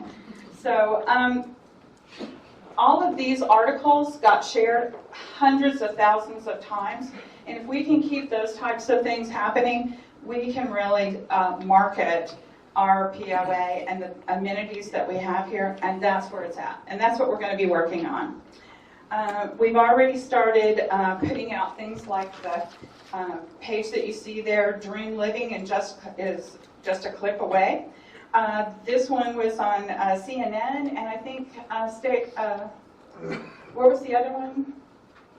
I can't remember. Pardon? USA Today. USA Today, that's correct. And so we're getting in some great exposure in some really great places. And the more we are able to push those out, the better exposure that we're going to be getting for us at a national recognition. So those are the things that we're really trying to do. We're going to be working with the marketing committee to develop a really strong strategy, a really great marketing strategy to take all of these good things and come up with what I am referencing as a very targeted marketing. In the past, we've had more of a general buckshot marketing, and now we're going to take that and push it the other way around. Sorry. And push it directed more at a targeted market and try to get very specific about how we're going to get people here. So that's what we're working on. One of the things that I really want to re-emphasize with you is our commitment at every department level. As I met with each of the supervisors and staff, I asked them to assess and improve the organization's commitment to the quality of service, to differentiate and evaluate our service to become a provider of choice, to design standards for quality service and create a consistent service experience, and then to begin to gauge the needs and the emotions of our customers. Once we did that, we needed to understand our processes and necessary to develop an exceptional service level. And this was the hardest one for everybody, but we made a commitment. We can recover effectively from any service failure that we do and turn it into an opportunity to strengthen our customer relationships with every one of our families here. And every one of them made a commitment to me that they were willing to do that with me. And so that's our commitment to you as a board and to you as our families and our guests. And so if there's anything that we can do, please call me. We're ready to do that for you. Please call me. We've already had lots of conversations over coffee and tea, and we're glad to do that every day with you. Any questions? Very good, Jamie. Thank you so much. Does anybody, Nancy, have questions? I just want to welcome you, Jamie. It's not easy doing that first report, but thank you for that. Absolutely. The insurance visits at the NAT, I see, is up pretty significant. Is that just silver sneakers, or is that other things? What's insurance? Stacey, you want to help me with that one? I'm sorry, I didn't hear the question. Insurance. The insurance visits up? Is it silver sneakers or something else? Yeah. Silver sneakers and silver fit, we accept both. Actually, we accept 6 different ones. But 6 they different don't fall ones? under those 2 umbrellas. Yes, we have 6 different types of insurance. And can we get, it would be nice also, this, I don't know if it belongs in here, but the RV park, I was up there July 4th, and I think 17 of those slots were full. Absolutely. It's one of the best additions we've made. All right. I have a comment about the pickleball, in that I don't know what your data is from 2018 on pickleball, but the pickleball courts were completed in September of 2018. We didn't pay a fee for pickleball or keep track of any kind of usage or anything for pickleball from January until September of last year. So I don't know how we did a comparison on that. It just was the data of 2018 total to that this time now. So that was just a summary of everything that was in 2018. So that was all the usage of 2018. Let me ask this question of Stacy. Okay. Stacy. The 6 that's listed on there were the payments made under contract that we have on the pickleball lessons that are held by a member that we have a contract with. So on our computer, when we record those payments for the first 6 months that we were open before we closed pickleball for renovations in 2018, that's what the 6 is. And I didn't catch that in Jamie's report. She probably didn't realize that we were closed last year for renovation. So that 6 is where our computer recorded each of those deposits. So it showed as 6, and that's the comparison number I believe is involved. Okay. All right. So it was my mistake. Sorry about that. And so it was the lessons that were recorded, and so that was my mistake, and I apologize for that. I may be directing this question in the wrong place, and I don't want someone to assume from the question that I'm making the recommendation. Can anyone drive through our gates and say, I want to go to the Coronado Center to use the center? whether they were a member or not. Let me answer what I believe is the application that we have correctly used before. So the POA can be a sponsor, right? Our discovery packages, things like that. So for instance, if someone has said, I want to go play pickleball, our Discovery Center or our Coronado Center, whoever, can sponsor that visitor for that purpose, right? But could so someone just if they drive just up? show up and there's no property owner has called them in, no no POA person has called them in, then no, they can't. As a matter of fact, this question came up and we debated it quite a bit and discussed it quite a bit in that meeting I talked about with Chief Middleton. But the POA can always act as a sponsor. Yep. Thanks. So that might be a little bit of a challenge for us, as well as an opportunity on what kind of policy we want to develop. Pickleball is the fastest growing sport in the nation, and there's a lot of growth taking place in Hot Springs, and right now they don't have any kind of facility in compared to our facility. So maybe they wouldn't even know anybody that was out here, but they know that the courts are out here. And that's one reason you guys, that's exactly right. That is, I'm glad you hit on that. That's one reason why I mentioned that we needed to have consistent practices across all of our facilities that recognize the person from Hot Springs, who Diana may have mentioned, and we've got great facilities. They need a way to be welcomed here without feeling like they're trespassers, and they need a way to make sure that they're identified, so we don't get confused why they're here. Yeah.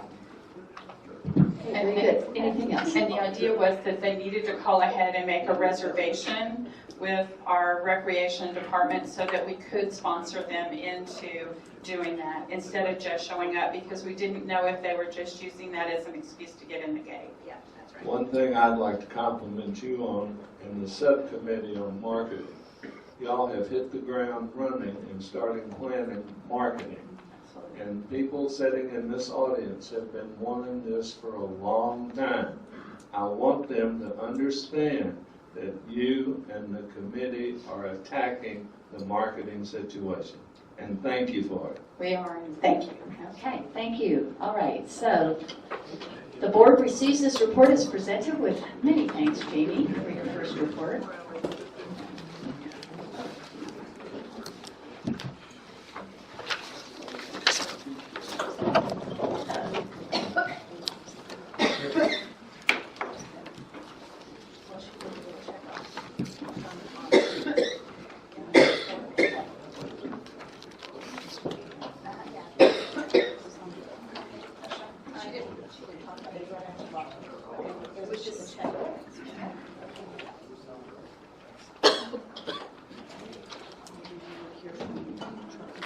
Okay, that's all right. Okay, we're turning now to current business.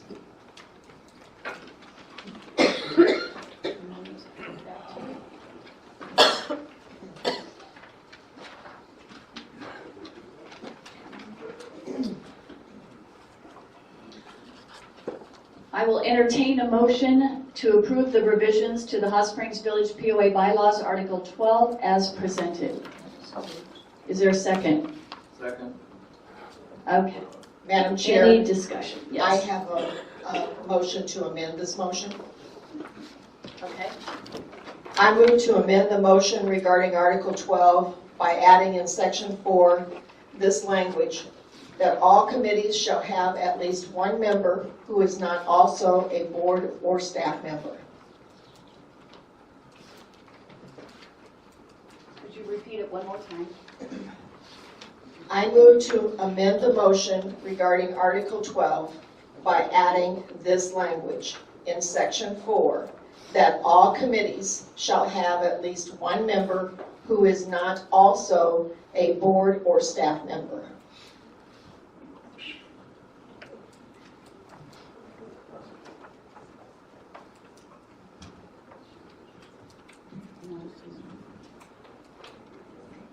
Do I have a second? I second. Okay. All right, open for discussion. Originally, I planned to make a motion of very similar nature. Then I gave it a lot of thought and felt it was maybe not the best decision. Currently, any committee can have property owners members if the charter so indicates. All but 2 committees currently do have property owner members, and most of them are made up predominantly of property owner members, if not all, in some cases. All charters other than ad hoc committees are approved by the board and by a majority vote and can have property owners members if the board so decides. By making a mandate to have the property owner members, we would preclude any committee ever being established surrounding any confidential information described in Article 9 of the association's bylaws. I believe this would be a mistake, in particular because we don't know what the future may bring. So my point is, if the board believes any committee should have a property owner, they can do it by the charter. And there's certain cases where committees shouldn't necessarily have a property owner depending on what they're established for. Very good, thank you. Any other comment to the motion? Yes, I would like to make this comment. My reasoning for doing this is twofold. One is continuity, and the other is expertise.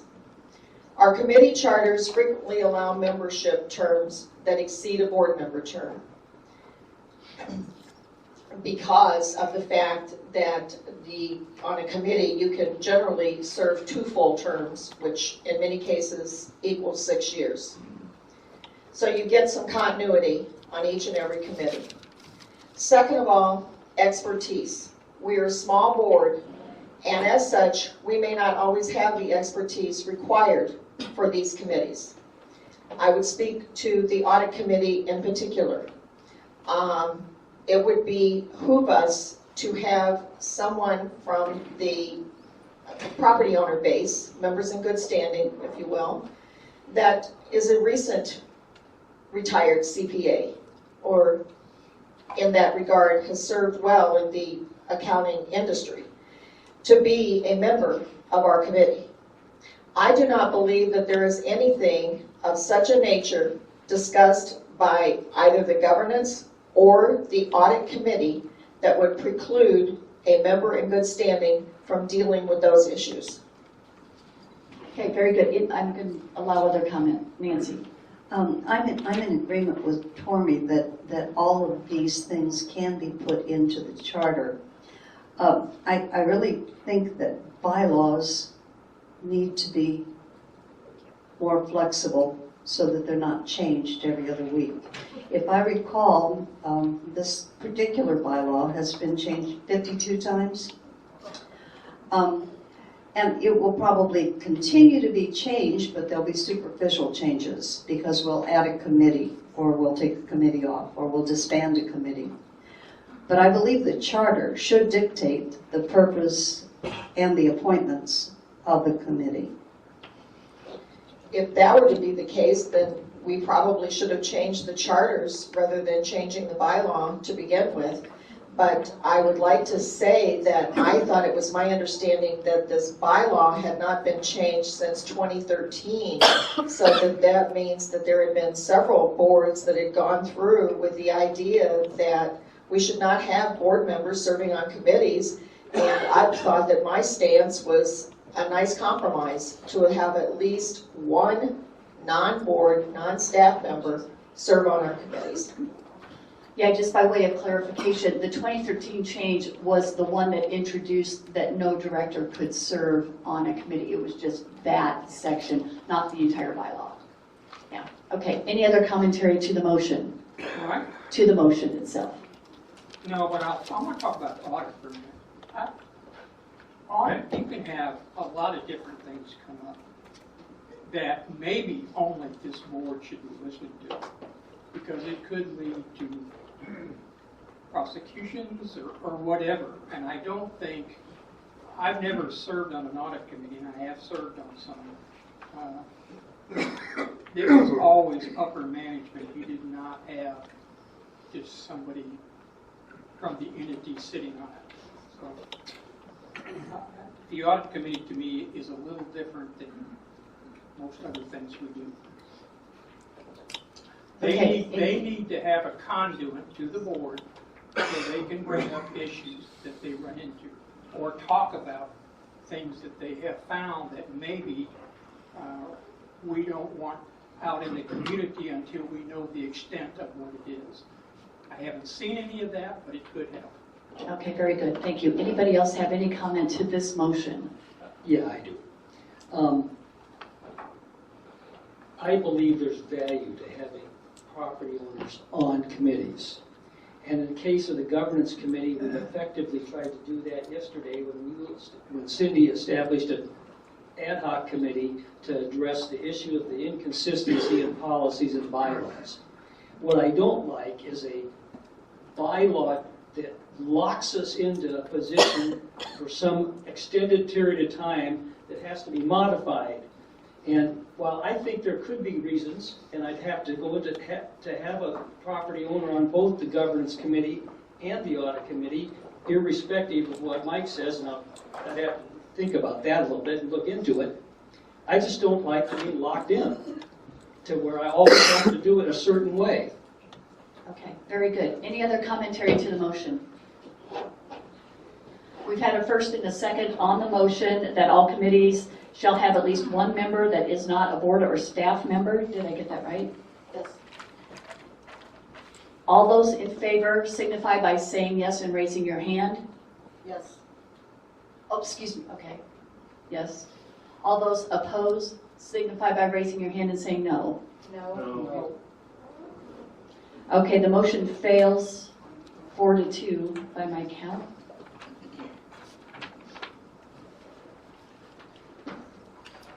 I would entertain a motion to remove in section 1 the reference to the finance committee, which has not yet been established.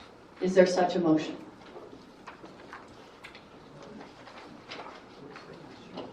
Well, if you don't want to modify this going forward, you could name the committee even though you don't have one. Right, but it says the standing committees of the association shall be, but yet we don't have one. I prefer to add that when that comes. That's the purpose of the motion. Is there a second? Or is you've moved? Is there a second? Yes. A second. Okay, any conversation now about that? Removing finance committee from section 1 since. Sorry for making my conversation before it was moved and seconded. I apologize for being out of order, Madam Chair. I would like to say that we just had an argument that we didn't want to do something for this because we didn't want to have to change the chart. We didn't want to have to change this bylaw frequently. And then we have something, you want to change the language to remove this committee. So maybe what you need to do is change it so that, or any other committee that the board decides to have or something. So otherwise, you don't have, if you do have a finance committee, you're going to have to go back and redo this bylaw again. That's right. There is language in section 1 that says the board of directors may constitute such other committees, including ad hoc committees, as it deems desirable and appoint members to committees so constituted. So that option remains open. My concern there was that we would say that we have not approved a finance committee yet, but if we change the bylaws, it says it shall be. Where are we?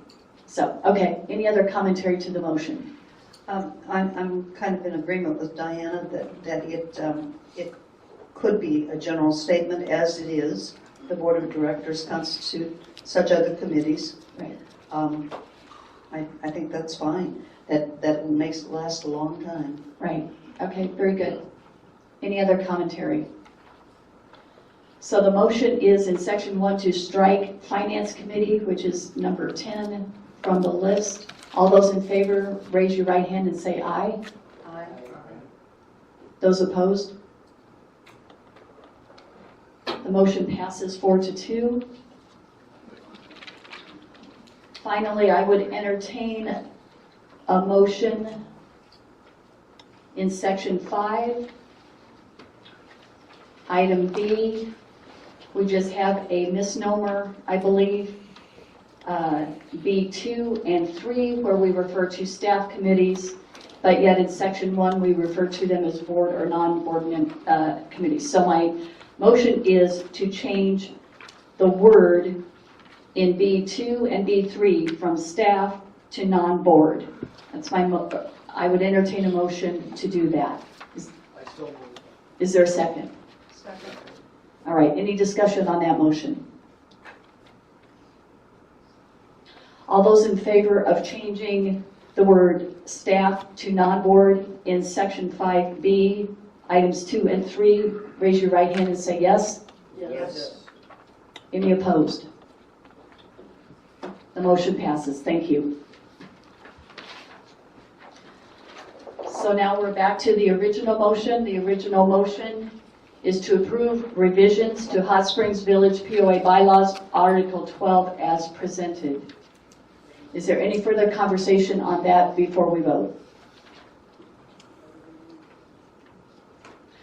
All those in favor of approving revisions to the POA bylaws, Article 12 as presented as amended, please signify by raising your hand and saying yes. Yes. Opposed? No. The motion passes 4-2.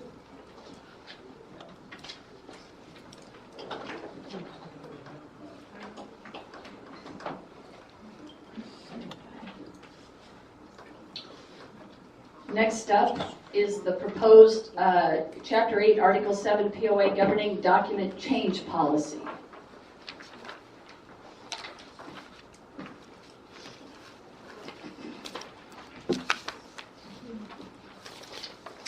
I will entertain a motion to approve Chapter 8, Article 7 governing document change policy as presented. Is there a motion? So moved. Is there a second? Second. All right. By way of background, the Governance Committee identified that the POA did not have a clear process to make changes to governing documents and recommends documenting current practice as policy.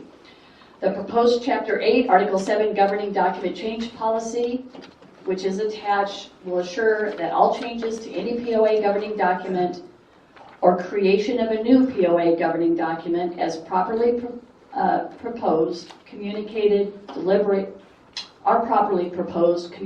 deliberated, and considered for approval, was presented and discussed at the June 19th regular meeting. That's the background. I open it up for discussion. Tormey. Well, as you know, I've got a problem, or have a problem, with the fact that the CMP is listed as a governing document. But I'd like Leslie to weigh in on this. It's my understanding from talking to Cindi that anything we want to implement in the CMP, I'm not talking about a patch of the road, but let's just say a town center, for example, any of those type of activities still have to be approved by the board before they can go forward. Is that your understanding? Yeah, when the CMP was first adopted by the board, they took a vote, right? And they voted at that point that anything that was implemented would be implemented via the budgets, via the budget process, et cetera, via, there's lots of policies about where the CEO's authority stops, right? And so the assumption was always that anything to be changed in that document, added to or taken from, was also to be a board action. In other words, take all of that authority, if you will. Our authority is to execute your policy. I mean, that's what staff's authority is. So, but only to execute it within the budgetary constraints that you also give us. So not just an end-all, be-all, hey, it says there's a town center in there, so y'all run with it and you don't have to ask any more questions.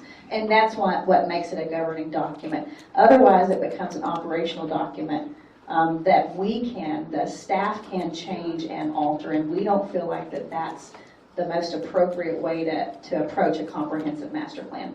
So does that mean that if the budget contains something for $49,999 in CMP related, that because it became an approved budget, that's implementable at the operational level without any further involvement from the board?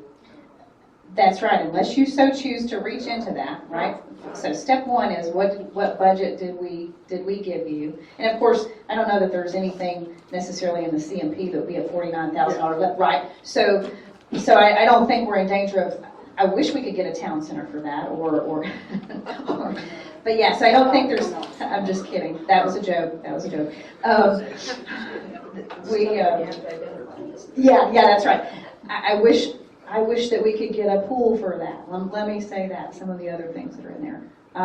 But most of the things that are in the comprehensive master plan are large-scale projects. They're going to way exceed our authority. You talk about broadband, when you talk about service gaps, things like that.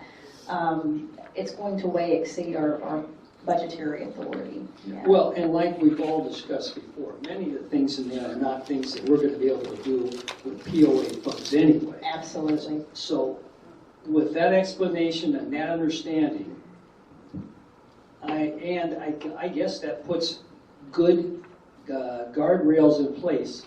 I'm supportive of it being listed in this document. Very good. Any other commentary with regard to? No. Pardon me? I'm sorry, this isn't property owner time at the moment. Any other commentary of the board with regard to the motion? If not, then I'll call for a vote on the motion to approve Article 8, Chapter 8, Article 7, Governing Document Change Policy as presented. All those in favor, raise their hand and say yes. Yes. Yes. Those opposed? No. No. Okay, the motion passes 4-2.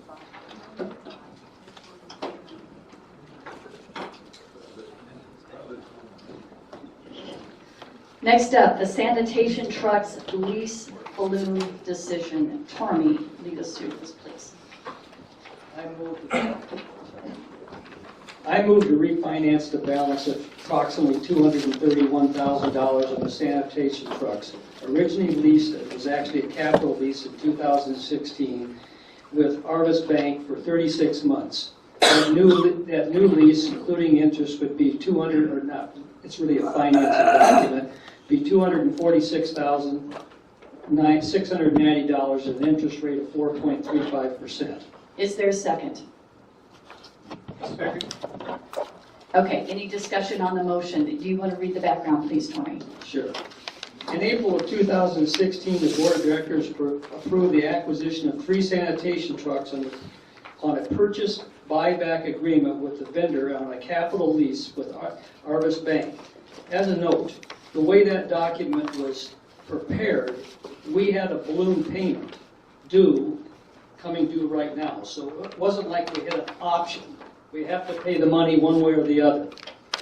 So the total of the original financed amount was $387,000 over 36 months with, as I said, a balloon payment of approximately $231,000 in July of this year. The balloon payment is equivalent to the amount of the buyback agreement. It just so, at this time, it was presented with the following plan. At that time, it was presented with the following plan. At the end of a 3-year period, the POA would have the option of getting 3 new trucks or the option to purchase 1 or more of the vehicles coming off the buyback option of $77,000 for $77,000 each, which is what, if you multiply it out, comes to $231,000. Since that time, the Sanitation Department, in conjunction with the Public Works Services Committee, has been evaluating the entire sanitation program, including our fleet. This evaluation is still underway, and at this time, staff are not recommending replacement of the vehicles. The sanitation trucks are running well, and actually they currently have a value higher than the buyback amount. In addition, the recommendation from staff and the Public Service Committee would possibly be for a different type of truck or size or style could come down the road. For these reasons, the staff's recommending the $230,000 balloon payment be refinanced with Arvis Bank for 36 months at an interest rate, as I said before, of 4.35%. Total amount financed $246,000. That would be a payment of $6,852 a month. At the end of this period, we'd own the trucks. And we could either sell them, continue to use them if they operated well, or trade them in. Okay, very good. Any commentary to the motion? Okay, if we're ready to vote, the motion is to refinance the balance due of $230,860 on the 3 sanitation trucks originally leased in 2016 with RS Bank for 36 months at a 4.35% interest rate for a total cost of $246,690. All those in favor, raise your right hand and say yes. Yes. Any opposed? The motion passes unanimously.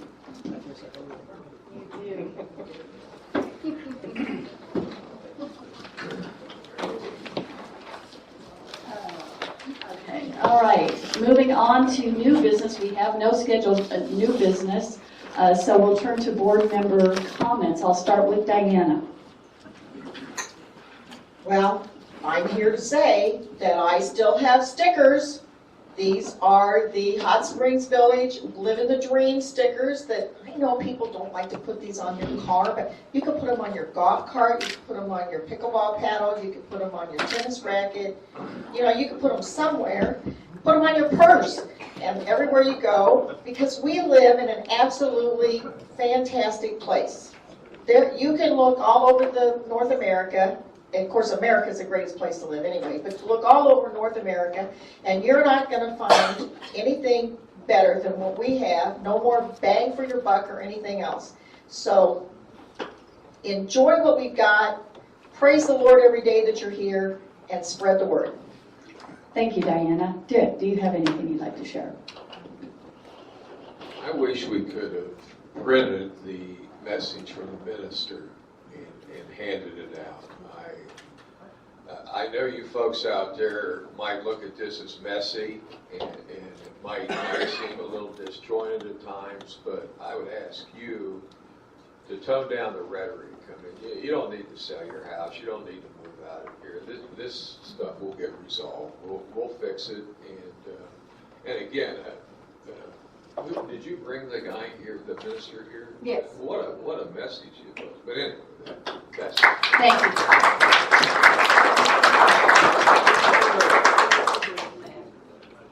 Mike, do you have anything you'd like to share? No? No? Nancy? I would just like to say I love Dick and Diana's message. Ditto. Very well. I do too. Buddy, do you have anything you'd like to say? Well, I will ditto it also, but I would like to say we get a lot of complaints that the village does not have people on committees. You people sitting out here, you have every right to do that and to complain to us about that. But I'd like to ask you to do one thing. Help us. We need help. We have committees that need people on it. Step up and be part of the future of this village. And thank you all for what you said. Very good. Tormey? Well, I guess I'd like to add a little to what Dick just said. When I was driving over here this morning, I was thinking about what the golden rule is, and that's treat others the way you'd like to be treated. And I'm going to make a commitment, personally, to make sure I try to follow the golden rule. And that doesn't mean we can't voice objections to certain policies or procedures or activities, but the way we do it is important to civility. And this is a great place to live. And Dick, I'm not putting my house up for sale. Absolutely. Thank you. I appreciate those. So now is the time to hear from our public. We welcome your comments, which are important to us. Note that all the comments are limited to 3 minutes. As a reminder, please go to the podium to comment. It is helpful for the board if you give your name, address, and address your remarks to the chair. Note that we will not be entering into dialogue at this time. The purpose of this agenda item is for you, the public, to inform us, the board, about your views. If members of the public have factual questions, staff will be glad to address them. Please speak with the executive assistant, Ella, who is seated to my left. So we've had a sign up, again, 3 minutes per speaker. I'll call you up to address, and we'll spend no more than a half an hour on this agenda item. Steve Rust, if you would like to address the podium, and Cheryl Dowden, you'll be right behind them. My name is Steve Rust, 11 Rhoda Lane. I wish to make clear that I personally have no desire to go to the POA office and sift through membership information and books and records of the association. However, I'm going to read 6 statements from the order granting summary judgment and make my own statement after each.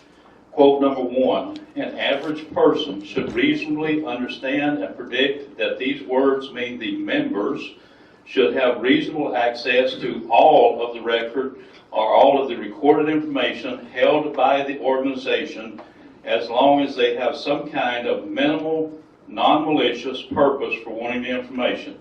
This states any recorded information you possess, the members have a right to examine.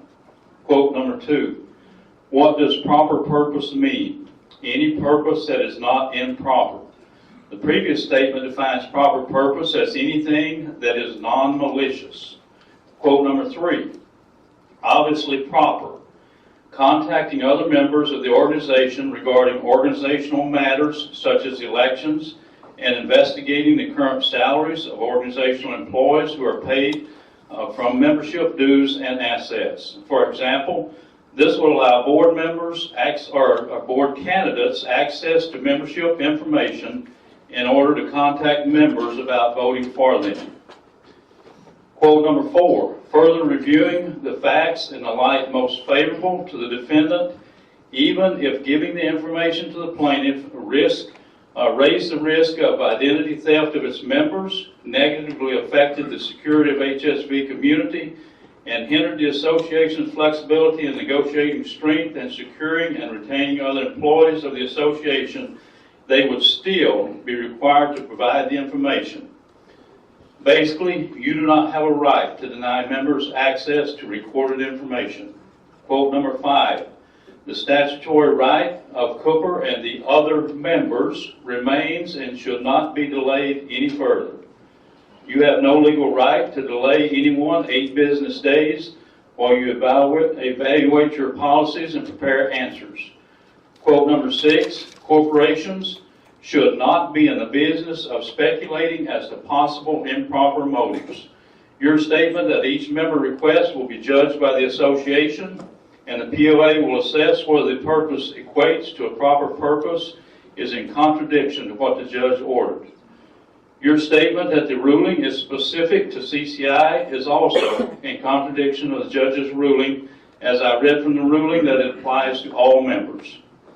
I am aware that you probably will not, or you probably will ignore what I've just read, and that is why, the best I can, truthfully and respectfully, will continue to fight against anyone that goes against our governing documents and the court ruling, and I will fight to restore the village to what I believe to be the majority who are opposed against the present direction you're leading the village. Thank you, Steve.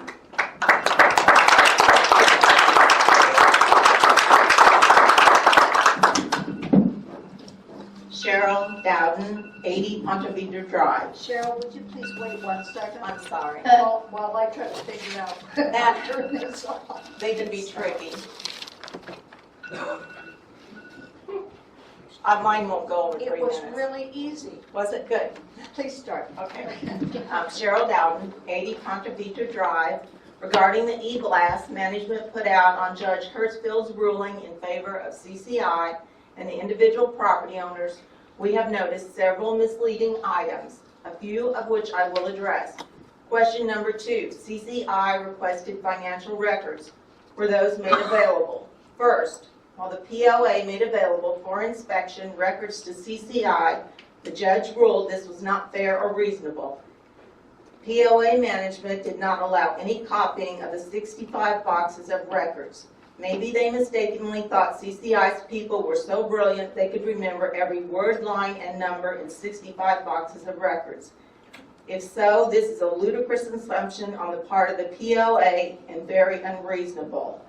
While I will admit CCI's lawyers and staff are very, very smart, what the POA was expecting them to be able to do was not humanly possible. Judge Hertzfeld recognized this and ruled in favor of CCI. While the records were made physically available, they were not reasonably available. Question number 3. When the POA notified of the court's order that ruled against POA, very ambiguously worded. Yes, the final ruling was on July 8th, but previously the judge sent out an email to all attorneys on June 26th about what the ruling was going to be and stated he would draft an ironclad, unappealable ruling. The POA attorneys should have notified the CEO about this email, which I imagine they did. So the POA, if they did not notify the board directors who were in charge of HSVPOA immediately as to what the ruling was going to be, this shows lack of transparency on their part to the board directors. The board directors are the boss of CEO, not the other way. Question number 4. What does Judge Hertzfeld's ruling mean to association members? This answer is also misstated. This ruling does not mean that the POA has been ordered to allow CCI to inspect and copy records. It means the judge has ruled that all property owners have that right, not just CCI. Judge Hertzfeld stated in his ruling the POA is under law mandated to allow members to inspect all books and records. This is the law.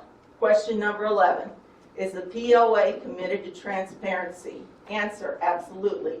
What I have stated above very much shows the POA is not committed to transparency. Quite the opposite. Thank you. Thank you, Sharon. Linda Anderson's next, and then Dick.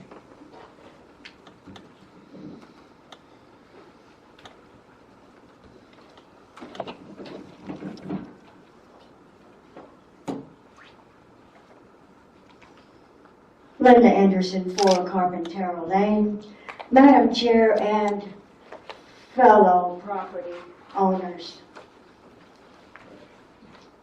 This is a black day in the history of Hot Springs Village. It can no longer be denied that you, Nancy Luehring, Buddy Dixon, Mike Medica, and Tormey Campagna have voted to violate your own corporation bylaws. A disgraceful and illegal decision to suddenly change the bylaws, to redline and revise, masking the move to change illegal to legal, to stand above the law and show that you don't have to live by your own laws. You have broken your fiduciary responsibilities in order to maintain all violated illegal committees using convoluted statements of just cause to move on. You have turned your back on people that had faith in you and voted you into office. Not only have you violated your own bylaws, you have also compromised the board's legal integrity, discredited its professional standards, and blackmarked the board's reputation. Any other lone board member would have been removed in the blink of an eye for such discretions. Right should have prevailed over wrong.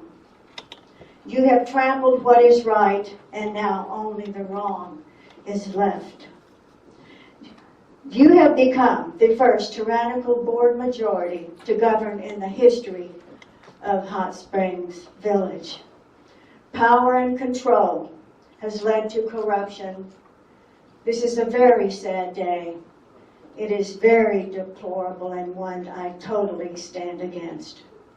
I salute the high values and honorable intentions of board members Diana Podawiltz and Dick Garrison to do what is right. I thank them and God bless them. Thank you. Thank you, Linda. Let's just his last name? Bruckle? Dick Bruckle? Oh, there we go. Brucker.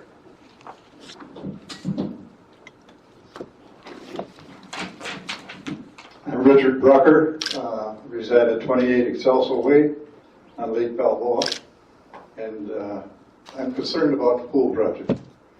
Well, I buy into it. Of course, I don't need one, but there are a lot of people that do need one and want one. What I do not see is any transparency on the project. In April, the board approved expenditure of $1.2 million on a very large project to construct the pool. Since then, we have hired and approved a contractor to build the pool, Carruthers Construction. Yesterday, we broke ground on the pool. And I don't believe there's any property owner similar to myself, and I hope the board is not included in that, that knows exactly what the pool is going to consist of. Its design has been submitted for approval to the Arkansas Health Department. It's supposed to come back in 2 weeks. But I think we need more transparency on the pool project to get us property owners and members to buy into the project and welcome it. So I think we ought to share the design of the pool, certainly with the board to get the approval, and then of staff to follow the project to make sure the project is constructed according to plan and to what is approved. Now, there has been a couple of reports on the pool at previous board meetings. One was at the June 19th meeting when the project report was submitted, but it really didn't consist of anything. Jamie gave her report on the pool again today, but it just consisted to say we broke ground. So what have we broken ground to build? After it is built, how are we going to utilize the pool? How is it going to be staffed? The cost of maintaining the pool, running the pool, and its day-to-day operations. I'd just like to see more transparency on that. Thank you. Thank you, Dick. DCB, you are the last one who has signed up today.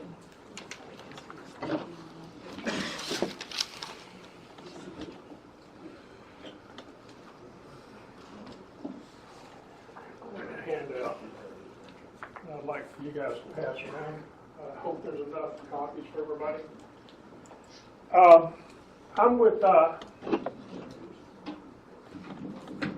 I'm DC Reed. I live at 5 Heraldia Lane, and I'm with the Balboa Yacht Club.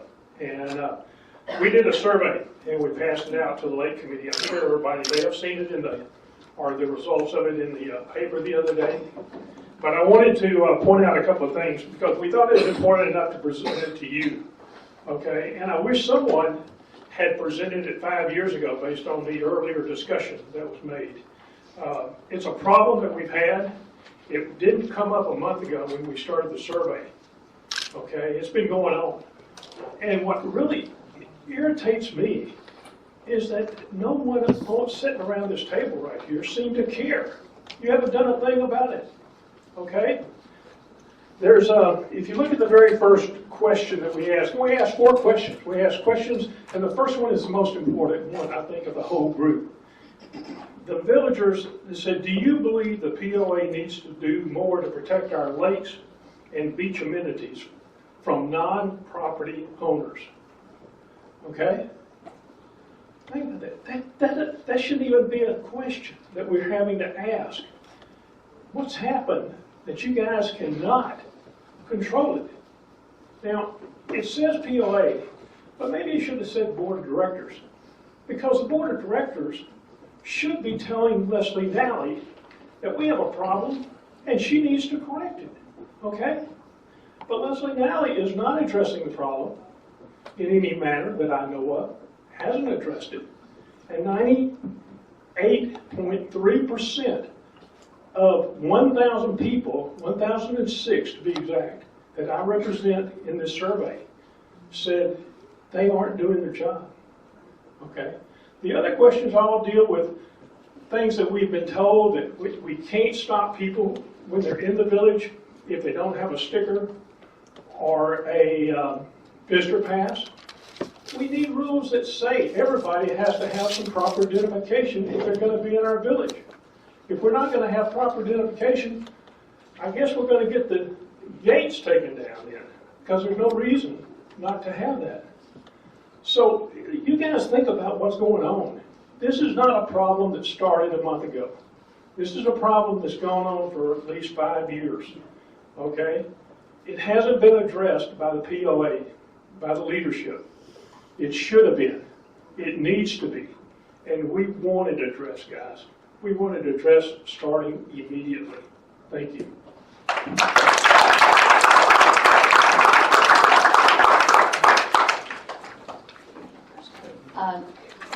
No, you didn't sign up, and I'm not entertaining comments.